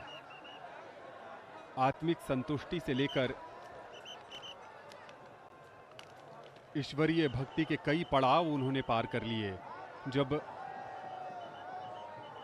संसार भी त्याग दिया, लेकिन जब ऐसा संयोग बनता है और कुंभ आता है, और वो भी 144 वर्षों के बाद जब महाकुंभ आता है, तब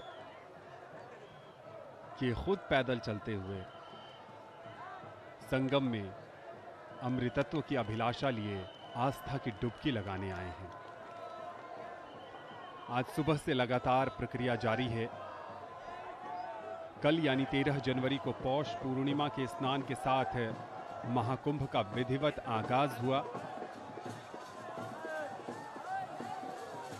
प्रशासन की एक तरफ चाक चौबंद व्यवस्था है, दूसरी तरफ स्व अनुशासन का बेजोड़ उदाहरण भी देखने को मिल रहा है। इतनी बड़ी तादाद में लोगों को नियंत्रित कर पाना आसान नहीं है, लेकिन स्व अनुशासन और इस समय शस्त्र क्रिया करते अखाड़े के सदस्य नजर आ रहे हैं। धर्म ध्वजाएं जा रही हैं। ये ध्वजाएं अखाड़े के निशान के रूप में भी जानी जाती हैं, और जैसे ही संगम पर जाएंगे, अखाड़ों को सबसे पहले स्नान कराने का भी योग है। ऐसी मान्यता है कि सबसे पहले अपने इष्ट आराध्य और जो अखाड़े के निशान हैं यानी जो धर्म ध्वजाएं हैं उनको पहले स्नान कराया जाता है और उसके बाद उस अखाड़े के महामंडलेश्वर, मंडलेश्वर, महंत, संत स्नान करते हैं। अद्भुत और अलौकिक दृश्य लगातार हम प्रयागराज से आप तक पहुंचा रहे हैं। प्रयागराज शहर अगर आप आ रहे हैं तो कई मार्गों को बंद कर दिया गया है चूंकि व्यवस्था सफल बनी रहे। वाहनों के प्रवेश पर रोक लगा दी गई है बहुत सारे मार्गों में और वहां से पैदल आपको संगम के तट तक आना है। कई सारे ऐसे घाट भी हैं जैसे बलुआ घाट है, सरस्वती घाट है, नया जो बोट क्लब घाट बना है वहां से आप नौकाओं के सहारे संगम तट पर आ सकते हैं। और आप संगम पर आए श्रद्धालुओं के तादाद का इस बात से ही अंदाजा लगा सकते हैं कि कल यानी पौष पूर्णिमा के अवसर पर कई सारे घाटों से इतनी बड़ी संख्या में नौकाएं लोगों को लेकर संगम तट पहुंची कि वहां पर ट्रैफिक जाम की स्थिति बन गई थी। और लगातार पुष्प वर्षा की जा रही है हेलीकॉप्टर के माध्यम से। ये अपने अंदाज में स्वागत अभिनंदन करने का अनूठा तरीका है। कल संगम पर नौकाओं का ट्रैफिक जैम लग गया था। 4 घंटे तक अलग अलग घाटों से नौकाओं को संगम की तरफ जाने पर प्रतिबंधित कर दिया गया था। और जैसे ही हेलीकॉप्टर की आवाज आती है जितने भी श्रद्धालु आए हैं उन सब की नजरें आकाश की तरफ चली जाती हैं और पुष्प वर्षा का दृश्य देखने में जितना मनोहारी लगता है उतना ही आनंदमयी भी है। ये देखिए एक और एंगल से पुष्प वर्षा की जा रही है। अगर आप कुंभ को विशेष तरीके से देखना चाहते हैं, यादगार बनाना चाहते हैं तो मेला प्रशासन की तरफ से इन हेलीकॉप्टर के माध्यम से भी आप टॉप एंगल से संगम और इस पूरे मेला क्षेत्र को देख सकते हैं। अपने आप में एक विशेष व्यवस्था और एक निश्चित अंतराल के बाद इच्छुक यात्रियों को, इच्छुक कुंभ दर्शनार्थियों को एक तय शुल्क पर ये उत्तर प्रदेश सरकार की तरफ से ये प्रयास किया गया है कि आधुनिक होते समाज में, आधुनिक होती दुनिया में नया रोमांच महसूस कराया जाए। एक नए ढंग से कुंभ को दिखाने की कोशिश की गई है। दोपहर का समय है और नज़ारा वही है जो सुबह के समय था।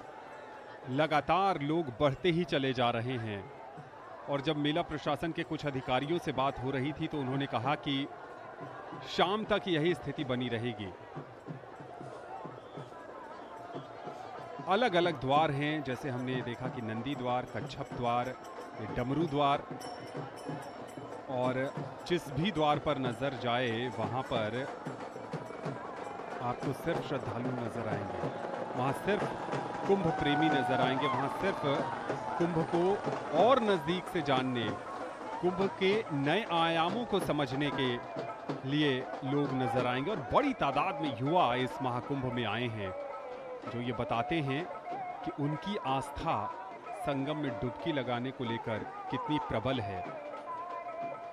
हर कोई अपनी मनोकामना की पूर्ति के लिए आया है, चाहे वो मनोकामना जीवन में तरक्की, उन्नति और प्रगति की हो, चाहे वो मनोकामना परिवार में सुख समृद्धि की हो, चाहे वो मनोकामना रोग से मुक्ति की हो, चाहे वो मनोकामना घर में बड़े बुजुर्गों के स्वास्थ्य से जुड़ी हो, चाहे वो मनोकामना समाज में शांति का संदेश फैलाने की हो, चाहे वो मनोकामना राष्ट्र की एकता को लेकर हो, या फिर उससे भी कहीं आगे जाकर विश्व बंधुत्व को एक रस करने की हो।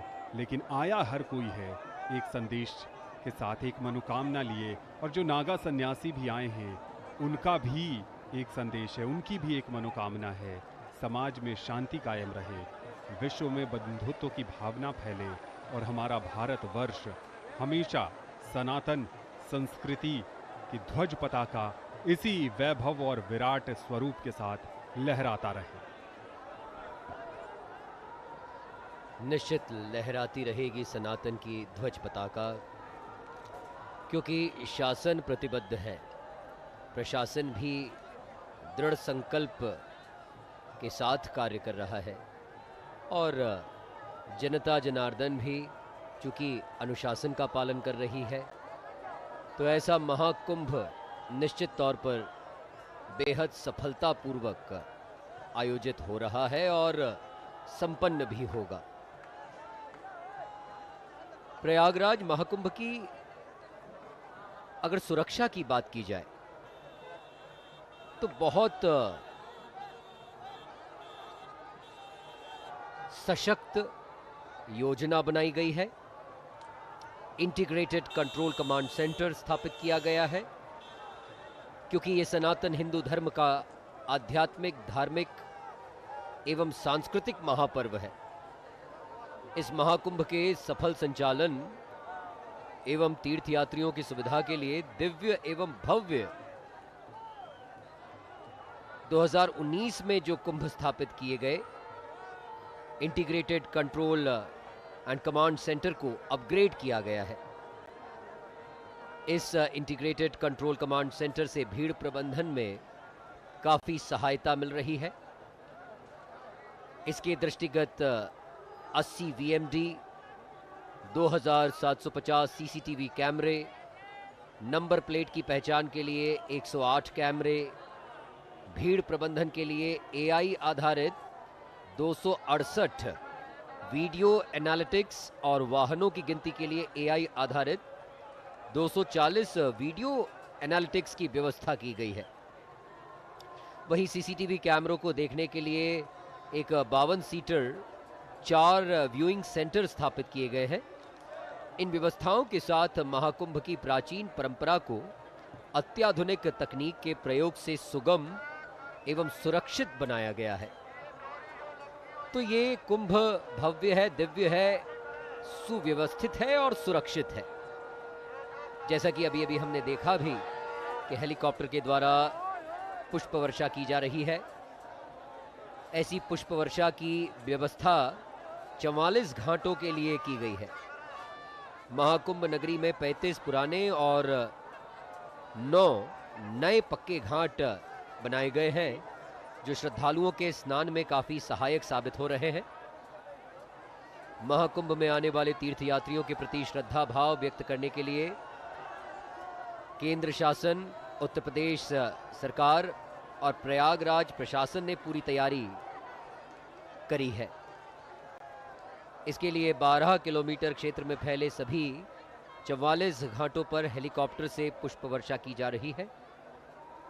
इस बार महाकुंभ में 10,000 से अधिक संस्थाएं भागीदारी कर रही हैं, यानी प्रत्येक सेक्टर में 400 से अधिक संस्थाओं की सहभागिता है।